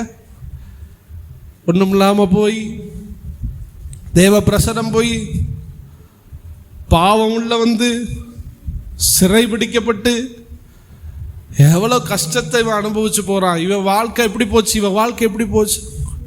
சோதனை உங்களுக்காக பெரிய மேன்மையான ஆசீர்வாதங்களை கர்த்தர் வைத்திருக்கிறார். தேவனை விட்டு விலகுவதற்கு எதுவான பொல்லாத இருதயம் உங்களுக்குள்ள வர வேண்டாம். ஆண்டரோடு இருந்து அதில் வளர்ந்துக்கிட்டு இருங்க. இல்லைன்னா நம்ம உலக பிரச்சனையில் பிஸி ஆகிற மாதிரி ஆக்கிடுவார் ஆண்டவர். ரோமரில் தான் எழுதுவார், அவர்களை தேவன் என்று அறிந்தும் அவர்களை ஆராதிக்காதனால் இழிவான இச்சைகளுக்கு அவர்களை ஒப்பு கொடுத்தார். தேவனை நீங்கள் ஆராதிக்க உங்களுக்கு மனசு இல்லைன்னா நீங்கள் கஷ்டத்தில் போய் புலம்புறதுக்கு தான் நீங்களும் நானும் அனுப்பப்படுவோம் சிறையிருப்புக்குள்ள. ஒழுங்கா ஜெபம் பண்ணி, ஒழுங்கா ஆண்டரோட இருந்து, ஒழுங்கா பைபிள் படித்து, ஒழுங்கா ஆண்டருக்காக வாழ்ந்தா நம்ம குடும்பம் ஸ்மூத்தாக நல்லா போகும். கஷ்டமாக இருந்தாலும் கர்த்தர் கூட இருப்பார். தேவனோடு இல்லைன்னா தொழிலில் அடி, குடும்பத்தில் அடி, சரீரத்தில் அடி, அவமானம், நிந்த பிரச்சனைகள் இதையெல்லாம் பண்ணி உலகத்தான் சிறைபிடிக்கப்படுறது போல நாமும் சிறைபிடிக்கப்பட்டு ஒன்றுமில்லாமல் போயிடுவோம். லோத் இப்படி இருக்க வேண்டிய அவசியம் கிடையாது. ஆண்டவர் ஆபிரகாமோடு அழைத்தார். ஆபிரகாமுக்கு என்ன ஆசீர்வாதமோ அதுதான் லோத்துக்கும். அந்த லோத்து எல்லாத்தையும் இழந்து எப்படி நிற்கிறான் பாருங்க. சிறைப்பிடிச்சிட்டு போயிட்டான். நீ சேர்த்த ஆடு மாடுலாம் என்னாச்சு? எல்லாம் போயிடுச்சு. குடும்பம் என்னாச்சு? எல்லாம் போயிடுச்சு. ஆனாலும் ஆண்டவர் ஆபிரகாம் மூலமாய் ஒரு 300 பேரை எடுத்துட்டு அவர்களை அங்கிருந்து விடுதலை ஆக்குகிறார். நான் இப்போ சொல்கிறேன், இப்பயாவது லோத்துக்கு அறிவு வேணுமா வேணாமா? ஐயா, தேவ பிரசனம் வரல, ஆண்டவரே வீட்டுக்கே வரமாட்டேன்னு சொல்லிட்டாரு, அது எனக்கு வேதனையாக இருக்கு. 2வது, என்னை சிறைப்பிடிச்சிட்டு போயிட்டாங்க, இனிமே நான் என்ன பண்ண போகிறேன்? உங்களுடைய வந்துடுறேன். இவன் வந்திருக்கணுமா வந்திருக்கக்கூடாதா? அப்பையும் இந்த லோத்து என்ன பண்ணலை, வரல. பின்மாற்றத்துக்கு போனவங்க வர்றது ரொம்ப ரொம்ப கஷ்டம். அடிக்கும் போது மட்டும் தேய்ச்சி விட்டுட்டு ஆண்டவரே ஆண்டவரேன்னு சொல்லுவாங்க. அடுத்து திரும்ப போய் அங்கே தான் விழுவாங்க, திரும்ப அங்கே தான் போய் விழுவாங்க. சிறையிருப்பில் போனதுக்கு பின்பாக, விடுவிக்கப்பட்டதுக்கு பின்பாகில ஓடி வந்திருக்க கூடாதா? உங்கள் குடும்பத்தில், நம்முடைய குடும்பங்களில் தேவனை பின்பற்றுறதுக்குன்னு ஒரு அடையாளம் இருக்குது, அதில் ஒரு வளர்ச்சி இருக்குது, அதுக்குன்னு ஒரு ஆசீர்வாதம் இருக்குது. அதை நோக்கி நீங்கள் போகணும். ஒன்று அங்கே போகணும், இல்லை பாவியாக போயிடணும். என்னை கேட்டால் நான் தான் சொல்லுவேன், ஒன்று நீ ரசிக்கப்படாமல் ஆர்சிலேயே இருந்துடணும், ஹிந்துலேயே இருந்துடணும், காவடி தூக்கிக்கிட்டு இருக்கணும், எங்களை மாதிரி ஆளுக்க சப்பரம் தூக்கிக்கிட்டே இருக்கணும், தண்ணி அடிச்சுக்கிட்டு சிகரெட் அடிச்சுட்டு அப்படியே போய் நாசமாக போய் அப்படியே போயிருக்கலாம். இந்த பக்கம் போய் ஒன்று உயர்ந்து தேவனுடைய வாக்குத்தத்தங்களை பெற்று அப்படியே தேவனுடைய ஆசீர்வாதங்களால்னா பண ஆசீர்வாதத்தை சொல்லல, ஆவிக்குரிய ஆசீர்வாதத்தினால் நிரப்பப்பட்டு அப்படியே உன்னதத்துக்கு நேரம் போயிடணும். இதுக்கு ரெண்டுக்கு இடையில உள்ளவன் சபிக்கப்பட்டவன். ஒன்று இவன் அங்கிட்டு இருந்தாதான் அவன் நல்லா இருந்திருப்பான், இல்லை இங்கேயாவது நல்லா இருப்பான். நடுவில் கடந்துக்கிட்டு எந்த வேகாம நடுவில் இருந்துக்கிட்டு இதுவும் கிடைக்கல இதுவும் கிடைக்கல, இந்த கஷ்டமும் இருக்குது இந்த கஷ்டம் இருக்குது, இதையும் தேடுறான் அதையும் தேடுறான். வாயு இருதயம் தான் தேவனை தேடுது, மற்றபடி செய்கைகள் எல்லாம் உலகத்துக்கு நேரம் இருக்கு. அடி வாங்கிக்கிட்டு நஷ்டப்பட்டுக்கிட்டு நோய் வந்துக்கிட்டு புலம்பிக்கிட்டு. நான் சொல்கிறேன், நீங்கள் தேவனோட இருந்தால் இதெல்லாம் உங்களுக்கு நடக்காதுன்னு நான் சொல்ல வரேன். நடந்தாலும் தேவன் அனுமதித்து நடந்தாலும் அதில் ஒரு உயர்வை கர்த்தர் கட்டளையிடுவார். நீ உலகத்தானோட கூட சிறைப்பட்டு போகக்கூடாது. லோத்துவின் சிறை இருப்பு, சோதோமின் சிறை இருப்பு. ஆபிரகாம் எங்கேயாவது சிறை பிடிச்சாங்களான்னு சொல்லுங்க, அவன் விடுவிக்க அழைக்கப்பட்டவன், அவன் தாங்க விடுதலை ஆக்கனா. நீங்க ஏன் நம்ம ஏன் பிடிபட்டு இருக்கணும்? நம்ம குடும்பம் ஏன் சிறையிருப்புக்குள்ள இருக்கிறது? நம்ம சிறையிருப்புக்குள்ள இருந்த காரணம் என்ன? உங்களை ஏன் ஏதோ ஒரு பிரச்சனை அடக்கி கொண்டிருக்கிறது? ஏன் நீங்க சிக்கிட்டீங்க? ஏன் உங்க குடும்பத்துல கண்ணீர்? ஏன் உங்க குடும்பத்துல நிம்மதி இல்லை? ஏன் நம்முடைய பிள்ளைகளுடைய வாழ்க்கையில் ஒரு ஆசீர்வாதம் இல்லை? நம்ம தேவனை விட்டு விலகினதுனால தான் நமக்கு இந்த அந்த கேடு. தேவனோடு இருக்கிறவனுக்கு இது அனுமதிக்கப்படவில்லை. தேவனால் வருகிற வறுமை பின்னாடி ஆசீர்வாதமா மாறும், அவனை கைவிட மாட்டார். ஆபிரகாமுக்கு வந்த பஞ்ச காலம் வேற, லோத்துக்கு வர்ற பஞ்சம் வேற. தயவுசெய்து புரிஞ்சுக்கிறீங்க. நீங்க இப்பயும் கேட்கலாம், நான் எங்க விலகினேன், இந்த ஏங்க பிரதர் யாருக்கு பேசிக்கிட்டு இருக்காரு, நம்ம தான் பின்மாறவே இல்லையே. நான் ஃபர்ஸ்டே சொல்லிட்டேன், ரசமா கீரை மாதிரி தேவ பிரசனமா, பிரியாணி மாதிரி தேவ பிரசனமானு புரிஞ்சுக்கிட்டா நீங்க பின்மாறிட்டீங்களா, பின்மாறலன்னா அடுத்தது நீங்க யோசிங்க. ஐயோ இன்னும் எவ்வளோ நேரம் ஆகுமோ முடிக்க அப்படின்னு உட்காந்தா அப்படித்தான். ஒரு பிரியாணி மாதிரி இல்லை. வீட்டுக்கு போய் ஜெபம் பண்ணணுமா, ரொம்ப கஷ்டமா இருக்கேன், வற்புறுத்ததோடு செய்யாம வாஞ்சியோடு செய்கிற இருதயம் வரும் பொழுதுதான் நீ ஆபிரகாமுக்கு பின்பாக போகிற ஆபிரகாமின் சந்ததி. வற்புறுத்தி போகல, தன் இனத்தையும் தேசத்தையும் தகப்பன் வீட்டையும் விட்டு புறப்பட்டு போ, விட்டுட்டு வெளியில வந்து. அதனால பின்பாடிட்டனா, பின்னாடி இருக்கனா, விலகிட்டனா விலகானா, நான் சொன்ன வச்சு தீர்மானிச்சுக்கிறேங்க. ஆவலும் வாஞ்சையும் உங்களை தூங்க விடாம தேவனுக்காக வாழ வைக்கிறது தான் சரியான கிறிஸ்தவ வாழ்க்கை. வற்புறுத்தி கட்டாயத்தின் பேரிலே வாழ்கிறவர்கள் ரசிக்கப்பட்டவர்கள் அல்ல, இவங்க பின்னாடி போயிடுவாங்க. அதான் நான் ஒரு ஊழியக்கார்ட்ட பேசிக்கும்போது அவர் சொன்ன வார்த்தை, ரட்சிப்பின் இதை எப்படி சொல்ல முடியும் அப்படின்னு சொல்றாங்க. அவங்க சொல்றது ஊழியக்காரங்களே சொல்றாங்க, அவங்க ரசிக்கவே படலாமே. ஊழியக்காரன் ரட்சிப்புனா என்ன அப்படின்னு அவர் என்ன சொல்ல வர்றாரா, காலையில் ஞாயிற்றுக்கிழமை 5 to 6 எழுந்திரிச்சு ஜெபம் பண்ணி, அவங்க அம்மா அப்படி பண்ணுவாங்களா, 5 to 6 எழுந்திரிச்சு ஜெபம் பண்ணி அதுக்கப்புறம் வேக வேகமாக கிளம்பி கிட்டத்தட்ட 1 மணி நேரம் 2 மணி நேரம் ட்ராவல் ஆகி சர்ச்சில் 10 மணி ஆராதனைக்கு காலைல 9 மணிக்கு வந்து இந்த 1 மணி நேரம் ஆயத்த ஜெபம் பண்ணி, நான் சொல்கிறேன் கவனிச்சுக்கிட்டே வாங்க, ஜெபம் பண்ணி கூட்டம் முடிஞ்சதுக்கப்புறம் அங்கே உள்ள பாத்திரங்களை கழுவி அங்கே உள்ள வேலைகளை செஞ்சு திருப்பி அங்கே ஜெபத்திலேயே எப்போ ஞாயிற்றுக்கிழமை 1 மணிக்கு முடிஞ்சு 2 மணிக்கு சாப்பாடுனா 2லேருந்து 4 மணி நேரம் ஜெபத்திலேயே இருந்து 4 மணிக்கு ட்ராக்ஸ் எடுத்துகிட்டு எல்லா இடமும் கொடுத்துட்டு 6:30 மணிக்கு அந்த சந்தோஷத்தோட வீட்டுக்கு வருவோம். அது ரட்சிப்பா? நீ 10 மணிக்கு வாடானா அவன் 11:45 வர கஷ்டப்பட்டு வந்து ஒன்னத்தையும் கவனிக்க முடிச்ச உடனே ஓடி, இது ரட்சிப்பா? நீ சொல், எது ரட்சிப்பு? அதனாலதான் சொல்றேன், எவனும் ரட்சிக்கப்படலை அப்படின்னு சொல்றேன். அவர் சொல்றதுக்கு இதுக்கு என்ன வித்தியாசம்னா, வற்புறுத்தப்பட்டு கட்டாயத்தின் பேரில் வருகிற விசுவாசிகள். அவர் ஃபர்ஸ்ட் சொன்னது ஆர்வத்தோடு வர்றதுன்னா உள்ள அந்த ஜீவன் இருக்குது, அதான் ஆர்வம் வருது. இதுல ஆர்வம் வரல. புரிஞ்சுக்கிறங்க. இதே சபையை நம்ம ஆரம்ப நிலை நம்ம பார்த்துருப்போம். கூட்டம் முடிஞ்சு விழா இத்தனை மணிக்கு முடிங்க அப்படின்னு சொல்றோம். அப்பெல்லாம் முடிச்சாதான் தேவ சித்தம் எப்பயோ அப்பதான் முடியும். 2 மணி 3 மணி ஒரு யுகத்தை கடந்த மாதிரி பிள்ளைய உள்ள இருந்து அப்படியே பெனஞ்சுக்கிட்டு வருவாங்க. வெளியில ஓட வர்றாங்க, கிருகிருன்னு வந்துடும். உள்ள போய்கிட்டே இருக்கும் பிரசங்கம். முடிச்சதுக்கப்புறம் கஞ்சி துவையல் கொடுத்து கொஞ்ச நேரம் உட்காந்து அதுக்கப்புறம் ட்ராக்ஸ் எடுத்துட்டு வெளியில போய் இது யார் இருங்க 3 மணி நேரம் இருந்தாகணும் அப்படின்னு சொல்லாம, ட்ராக்ஸ் கொடுக்கணும்னு சொல்லாம, எல்லாரும் சொல்லாமலே செஞ்ச காலம் அதுதான் ரட்சிப்பினுடைய ஆவிக்குரிய வாழ்க்கையில இருந்த அந்த உயிர்மீச்சி உள்ள அந்த உன்னத அனுபவம். இன்னைக்கு முடிஞ்சிருச்சு. நான் ஒரு 3 மணி நேரம் பிரசங்கம் பண்ணா நீ உட்காருவீங்களா? முதல்ல ஃபர்ஸ்ட் கேள்வி. 2வது அதுக்கப்புறம் சாப்பாடு கொடுத்ததுக்கப்புறம் சொல்லாமலே ஆளுக்கு அப்படியே ஜபத்திலேயே இருப்பீங்களா? 2வது கேள்வி. அடுத்து ட்ராக்ஸ் எடுத்துகிட்டு வெளியில் போவோம்னு எல்லாரும் அறக்க பறக்க அப்படி எல்லாரும் வந்து ரெடி அங்கே போவோம் அப்படின்னு போவோமா? இப்போ சொல்லுங்கள், இப்போ எங்கே இருக்கிறோம்? நீங்களே இப்போ இருக்கிற இடம் ஆபிரகாம் இருக்கிற பூமியா லோத்து இருக்கிற பூமியாங்கிறதை நீங்கள் புரிந்து கொள்ளுங்கள். அதனால தான் சொல்கிறேன், ஒரு விசுவாசிக்கு பின்மாறினதே தெரியாது.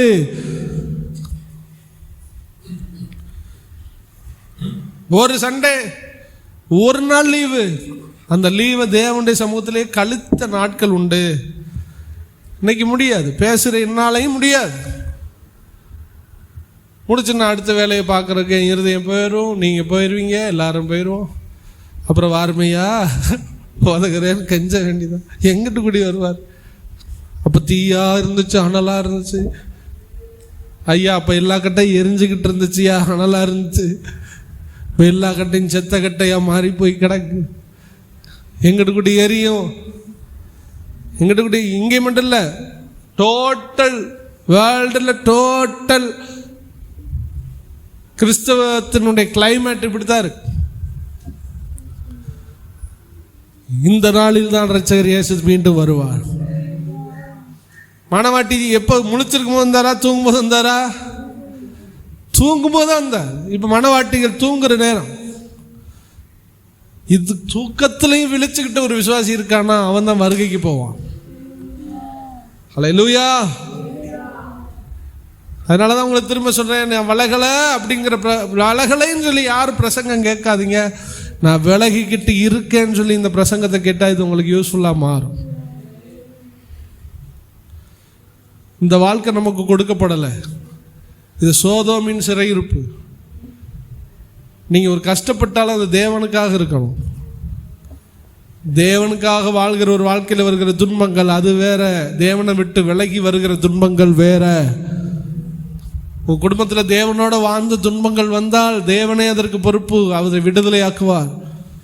நீங்கள் தேவனை விட்டு விலகி ஒரு துன்பம் உங்கள் வாழ்க்கையில் அனுபவிச்சிங்கன்னா அது பொறுப்பு நீங்கள் தான். அது சோதோமின் சிறையிருப்பு. ஹல்லேலூயா. என்ன நான் சொன்னேன், 2 பரிசுத்தத்துக்காக போராடி அவனுக்கு என்ன பண்ணலை, கிடைக்கல. 2வது சோதோமின் சிறையிருப்பு. இதெல்லாம் அவன் சோதோம்குள்ள போனதுனால. 3வது பாவத்துடைய ஆழத்துக்குள் அவன் போனான். இதை சொல்லி நான் ஜெபிக்க போகிறேன். பாவத்துடைய ஆழத்துக்குள் கடந்து போனான். ஆதியாகமம் 18:5-8 வாசிக்கலாம்.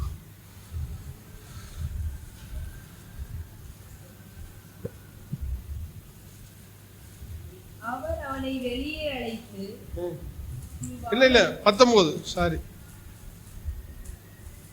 19:5 லோத்தை கூப்பிட்டு, இந்த ராத்திரி உன்னிடத்தில் வந்த மனுஷர் எங்கே? நாங்கள் அவர்களை அறியும்படிக்கு அவர்களை எங்களிடத்தில் வெளியே கொண்டு வா என்றார்கள். அப்பொழுது லோத்து வாசலுக்கு வெளியே வந்து தனக்கு பின்னாலே கதவை பூட்டி அவர்களிடத்தில் போய், சகோதரரே, இந்த அக்கிரமம் செய்ய வேண்டாம். இதோ புருஷரை அறியாத 2 குமாரத்திகள் எனக்கு உண்டு. அவர்களை உங்களிடத்திற்கு வெளியே கொண்டு வருகிறேன். அவர்களுக்கு உங்கள் இஷ்டப்படி செய்யுங்கள். இந்த புருஷர் என் கூரையின் நிழலிலே வந்தபடியால் இவர்களுக்கு மாத்திரம் ஒன்றும் செய்ய வேண்டாம். பாருங்க, இந்த எந்த பாவமாவது நீங்க கவனிங்க, அதே உலகத்துல தான் இருக்கா. இந்த எந்த பாவமாவது ஆபிரகாம்கிட்ட இருந்ததா பார்த்தீங்களா? ஆபிரகாம் ஏதாவது வேற ஒரு பாவத்துக்குள்ள ஈடுபட்டதாகவோ அல்லது ஈசாக்கு ஏதாவது பாவத்துக்குள்ள ஈடுபட்டதாகவோ, அவன் பார்த்த பொண்ணை கூட,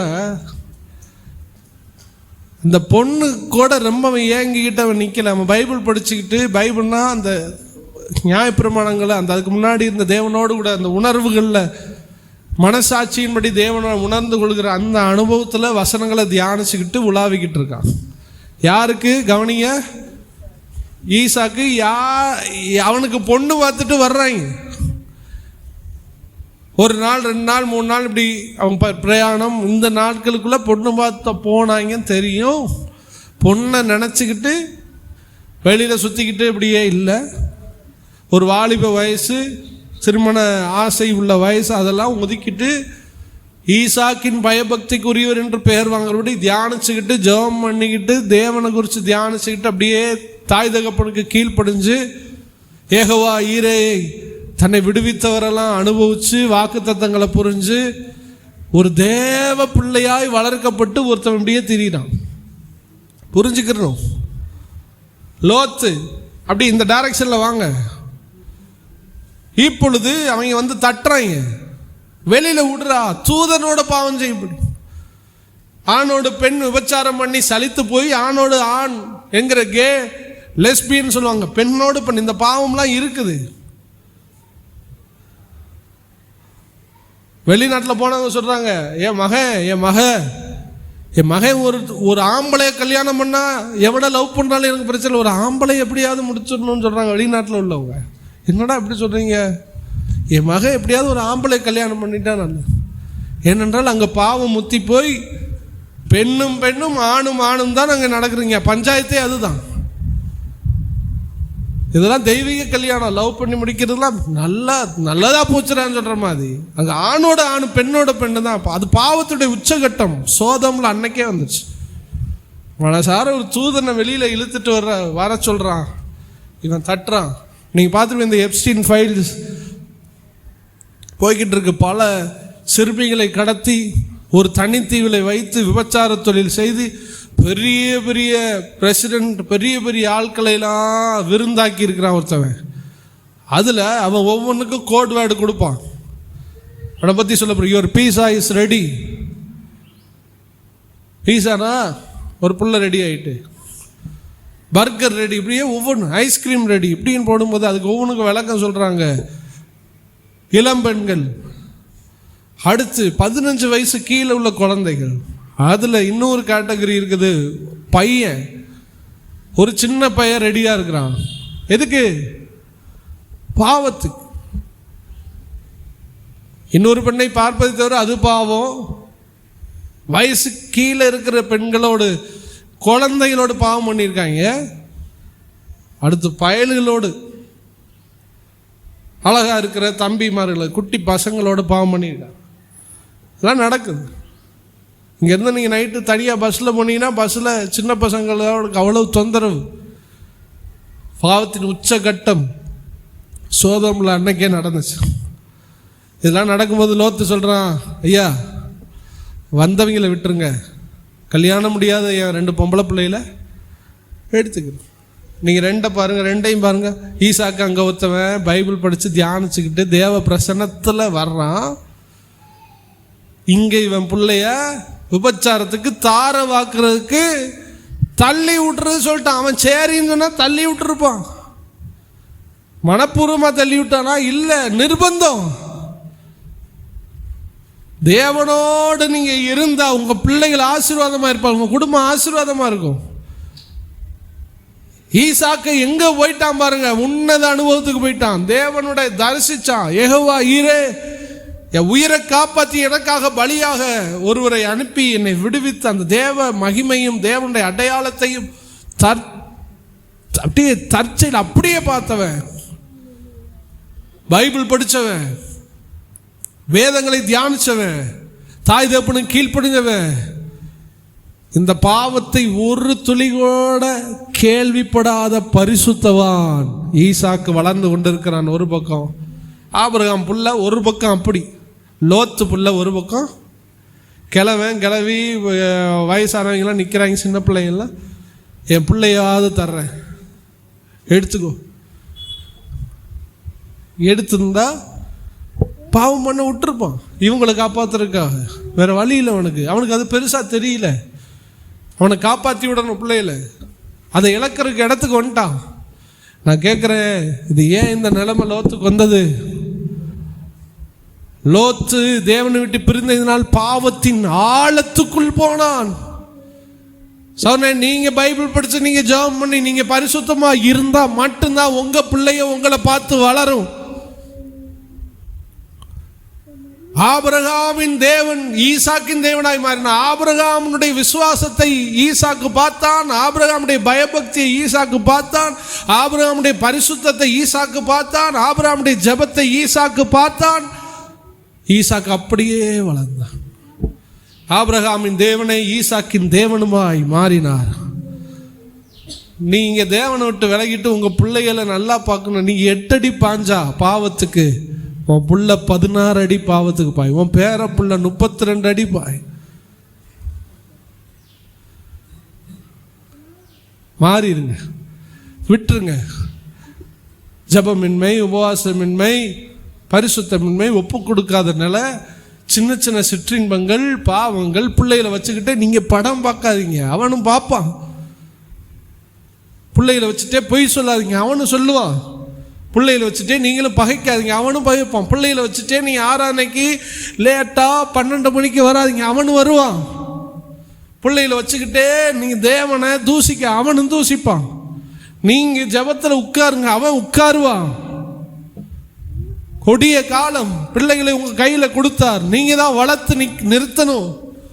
இல்லைன்னா பிள்ளைகளை நீங்க பாவத்துக்கு ஒப்பு கொடுத்து லோத்துவ போல மாறிடுவீங்க. ஒரு கரெக்டா போய்கிட்டு இருக்கான், அவன் பிள்ளை எப்படி போய்கிட்டு இருக்கு?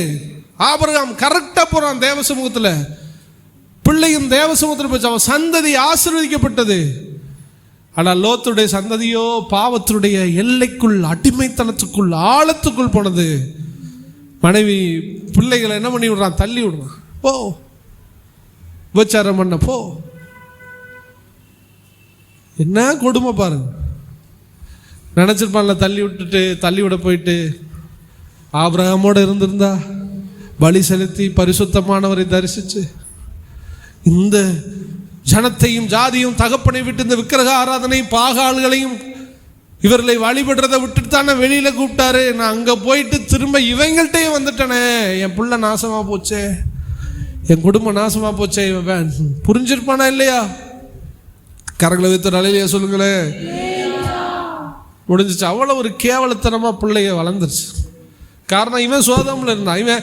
இவன் தான் தேவ பிரசனத்தையே பார்த்ததில்லை. இவன் பிள்ளை என்னத்தை எங்க ஆவிலையா நிரம்பும் தேவ பிரசனத்தை அவன் புள்ள பார்க்கல. இவனை பைபிள் படிச்ச கிடையாது, இவன் படிக்கல. இவன் வீட்டுக்குள்ளேயே அவன் தங்க பண்ணிருக்காரு. அப்ப அவனுக்கு என்ன பிள்ளைக்குள்ள பரிசுத்தாவியா இருக்கும்? பேய் தான் இருக்கும்.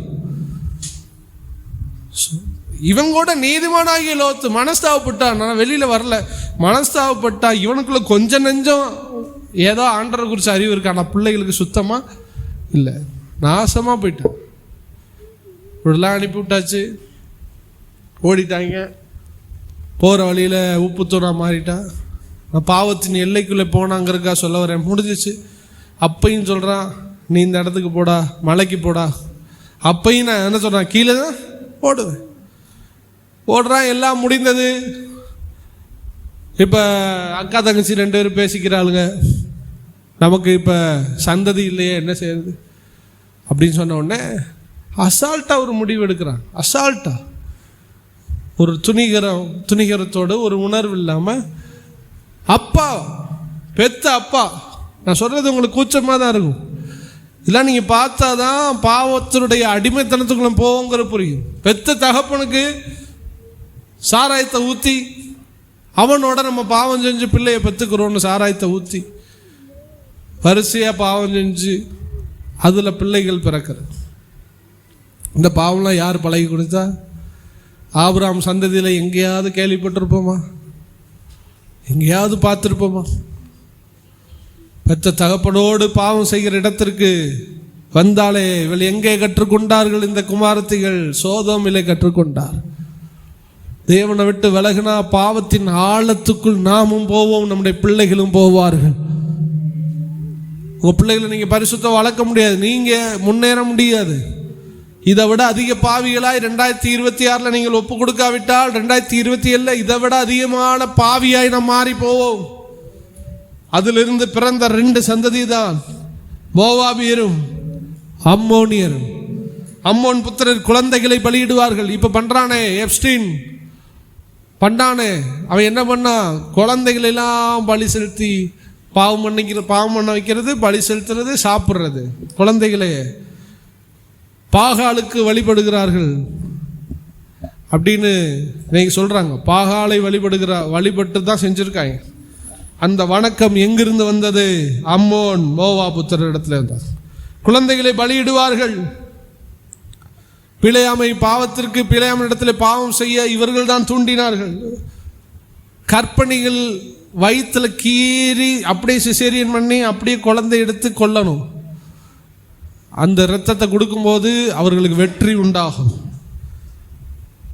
குழந்தைகளை பலியிடுபவர்கள் கற்பனை வயிற்றில் இருக்கிற குழந்தையை பலியிடுகிறவர்கள். இந்த வம்சத்தை பிறக்க வச்சவன் தான் லோத்துவின் வம்சத்தில் இவர்கள் பிறந்தார். இப்போ லோத்து எங்கே நிற்கிறான்? அம்மோன் மோவா புத்திர சந்ததி, பாவத்தின் சந்ததி. ஆபிரகாம் எங்கே நிற்கிறார்? கிறிஸ்துவின் சந்ததி. 2 பிளான் உங்கள் கையில் இருக்குது.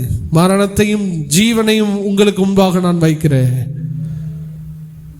சொல்லாதீங்க நான் தேவனை விட்டு விலகலை அப்படின்னு சொல்லாதீங்க. தேவனை விட்டு விருப்பம் குறையாதபடி பார்த்து கொள்ளுங்கள். நீங்கள் தேவனோடு இருந்தால் அவர் உங்களோடு கூட இருப்பார். தேவ பிரசன்னம் உங்களோடு கூட நிரம்பி இருக்கும். ஆபிரகாமை ஆசீர்வதித்தவர் உங்களையும் ஆசீர்வதிப்பார். ஆபிரகாம் சந்ததியிலே கிறிஸ்து பிறந்தார். லோத்துவின் சந்ததி பாவ சந்ததியாய் மாறி போனது. இன்னைக்கு பாவத்தில் மூழ்கி நம்முடைய ட்ராக் மாறப்போதா? நம்ம பிள்ளைகளுடைய ட்ராக் மாறப்போதா? பரிசுத்த சந்ததியாய் நாம் உருவாக்கப்பட போகிறோமா?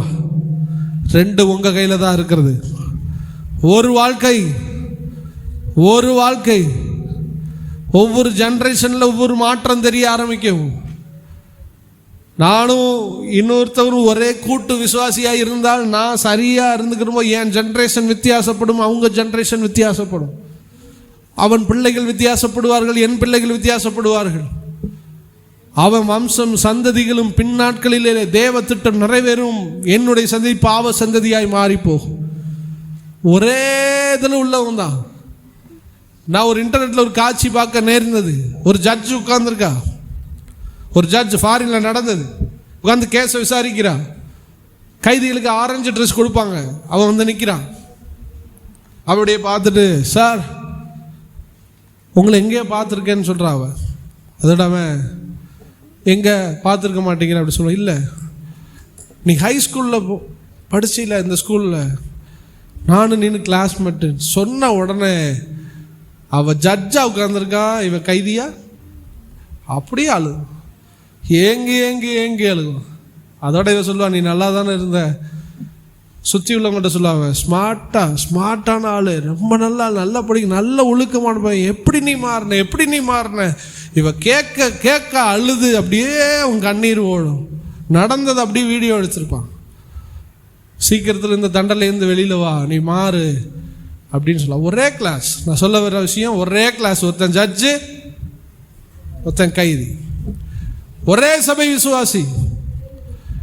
நீங்க ஆண்டரோட இருந்தா உன் சந்ததியை வேறு விதமாய் கர்த்தர் நடத்துவார். இதே சபையில இருந்து நீங்க ஆண்டரோட இல்லைன்னா உங்க சந்ததி உங்க வாழ்க்கையும் ஃபேட் ஆகிக்கிட்டே வரும். லோத்து கொஞ்சம் நல்லா இருந்தா அப்புறம் கொஞ்சம் கேவலமா இவ பிள்ளையாச்சு. அம்மோன் புத்திரன் மோவா புத்திரன் ஒண்ணும் இல்லாம போயிட்டேன். இதை விட மோசமா மாறிடுவான். ஃபேட் ஆகிக்கிட்டே இருக்கும். வர விருத்தி உண்டாகும். ரட்சிக்கப்பட்டவன் குடும்பம், ஆண்டரோட இருக்கிறவன் குடும்பம் வர வர ஹைப்புக்கு மேலே போயிட்டே இருக்கும். ஆனால் ஆண்டரோடு இல்லாத குடும்பம் வர வர தேஞ்சு ஒன்றும் இல்லாமல் போகும். தாவீது வர வர விருத்தியானான், சவுலின் குடும்பமும் வர வர தாழ்த்தப்பட்டு கொண்டே இருந்தது. ஒரே கிளாஸ் தான், ஒரே சபை தான், ஒரே பிரசங்கம் தான். நீ எந்த அளவு இந்த செய்தியை புரிஞ்சுக்கிட்டீங்கன்னு உங்களுக்கு இன்னும் நான் சொல்ல விரும்புறது, உங்கள்கிட்ட இந்த வாஞ்சை இல்லைன்னா அழுது கண்ணீர் விட்டு நான் தவறிட்டேன் ஆண்டவரே, நான் வாழ மறந்துட்டேன் ஆண்டவரே, ஜெபிக்க மறந்துட்டேன் ஆண்டவரே, நல்ல எக்ஸாம்பிளாக என் குடும்பத்தில் இல்லை ஆண்டவரே, நான் கூட்டங்களை நான் நிராகரிச்சுட்டேன் ஆண்டவரே, ஜெபிக்கிறத நிராகரிச்சுட்டேன், பைபிள் படுத்துறத நிறுத்திட்டேன், என் பிள்ளைகளுக்கே நான் பாவத்தை கற்றுக் கொடுக்குற எக்ஸாம்பிளாக நான் மாறிட்டேன், என்னை மன்னிச்சிருங்கப்பா, என்னை மன்னிச்சிருங்க. நான் ஆபிரகாமை போல நானும் என் சந்ததி ஆசீர்வதிக்கப்பட, லோத்து மாதிரி சிறையிருப்புக்குள்ளேயோ தேவ பிரசனத்தை இழந்தோ பாவத்துடைய ஆழத்துக்குள்ளேயோ நான் போயிடக்கூடாது ஆண்டவரே. இந்த நாளை என்ன நான் ஒப்பு கொடுக்குறேன்ப்பா, நான் உங்கள் பிரசனத்துக்காக ஏங்குறேன், ஆனால் எனக்கு வரல, எனக்கு கிடைக்கல, என்னை ஏதோ ஒரு சக்தி தள்ளிருச்சு, ஆனால் முன்னாடி நான் அப்படி இல்லை, என்னை நீங்கள் அழைக்கும் போது நான் அப்படி இல்லை ஆண்டவரே, எனக்கு மீண்டும் அந்த பிரசன்னத்தை எனக்கு தார், நான் திரும்பி வர்றேன் ஆண்டவரே, நான் செஞ்சதெல்லாம் மன்னிச்சிருங்கப்பா, நான் உங்களை விட்டு தூரம் போனதெல்லாம் மன்னிச்சிருங்க ஆண்டவரே, என் பிள்ளை வாழ்க்கை நான் திருப்தி அடைகிற மாதிரி இல்லை, நான் உங்களை வேதனைப்படுத்தின மாதிரி என் பிள்ளை என்னை வேதனைப்படுத்திக்கிட்டு இருக்கு, இவன் எதிர்காலத்தை நினச்சி எனக்கு பயமாக இருக்குது. ஆனால் கொஞ்சம் நீங்கள் பக்கத்தில் பாருங்கள், நல்லா வளர்த்த நல்லா இருக்கிற விசுவாசி, வளர்த்தாங்கன்னு சொல்கிறத விட நல்லா இருக்கிற விசுவாசி பிள்ளை ஆட்டோமேட்டிக்காக நல்லாவே வளருதே. நான் நல்லா இல்லாதனால என் பிள்ளை இப்படி வளர்ந்துக்கிட்டு இருக்கு. இதெல்லாம் மாறணும் ஆண்டவரே, என்னோட நீங்கள் நேசித்து பேசியிருக்கீங்க, இன்னைக்கு நான் மனம் திரும்புகிறேன், இன்னைக்கு நான் மாறுறேன், என் குடும்பத்தை ஒரு டேர்னிங் பாயிண்ட், ஒரு திருப்பிருங்கப்பா. இன்னைக்கு லோத்துவா நான் இருந்து எனக்கு ஒரு வாய்ப்பு கிடைச்சா சிறையிருப்பில் மீட்டு கொண்ட உண்மை மீண்டும் பக்கம் நான் வரும்படி நான் திரும்புவேன் ஆண்டவரே. எனக்கு மீண்டும் லோத்து போல சோதம் எனக்கு வேண்டாம், விடுவித்த ஆபிரகாமே உம்மை நான் பின்பற்ற நான் ஆசையாக இருக்கிறேன். எத்தனை பேர் பின்பற்ற போறீங்க? பின்பற்றும் போது உங்கள் வாழ்க்கை மாறும், உங்கள் குடும்பம் மாறும், பரிசுத்தத்தின் மேல் பரிசுத்தம் அடைவீங்க. கர்த்தர் உங்களை திருப்புவார். விழுகிறவன் எழுந்திருக்கிறது இல்லையோ, கர்த்தர் உங்களை மீண்டும் எழுந்திருக்க பண்ண உண்மை உள்ளவராக இருக்கிறார். நம்ம எல்லாரும் அப்படியே ஜெபிப்போம்.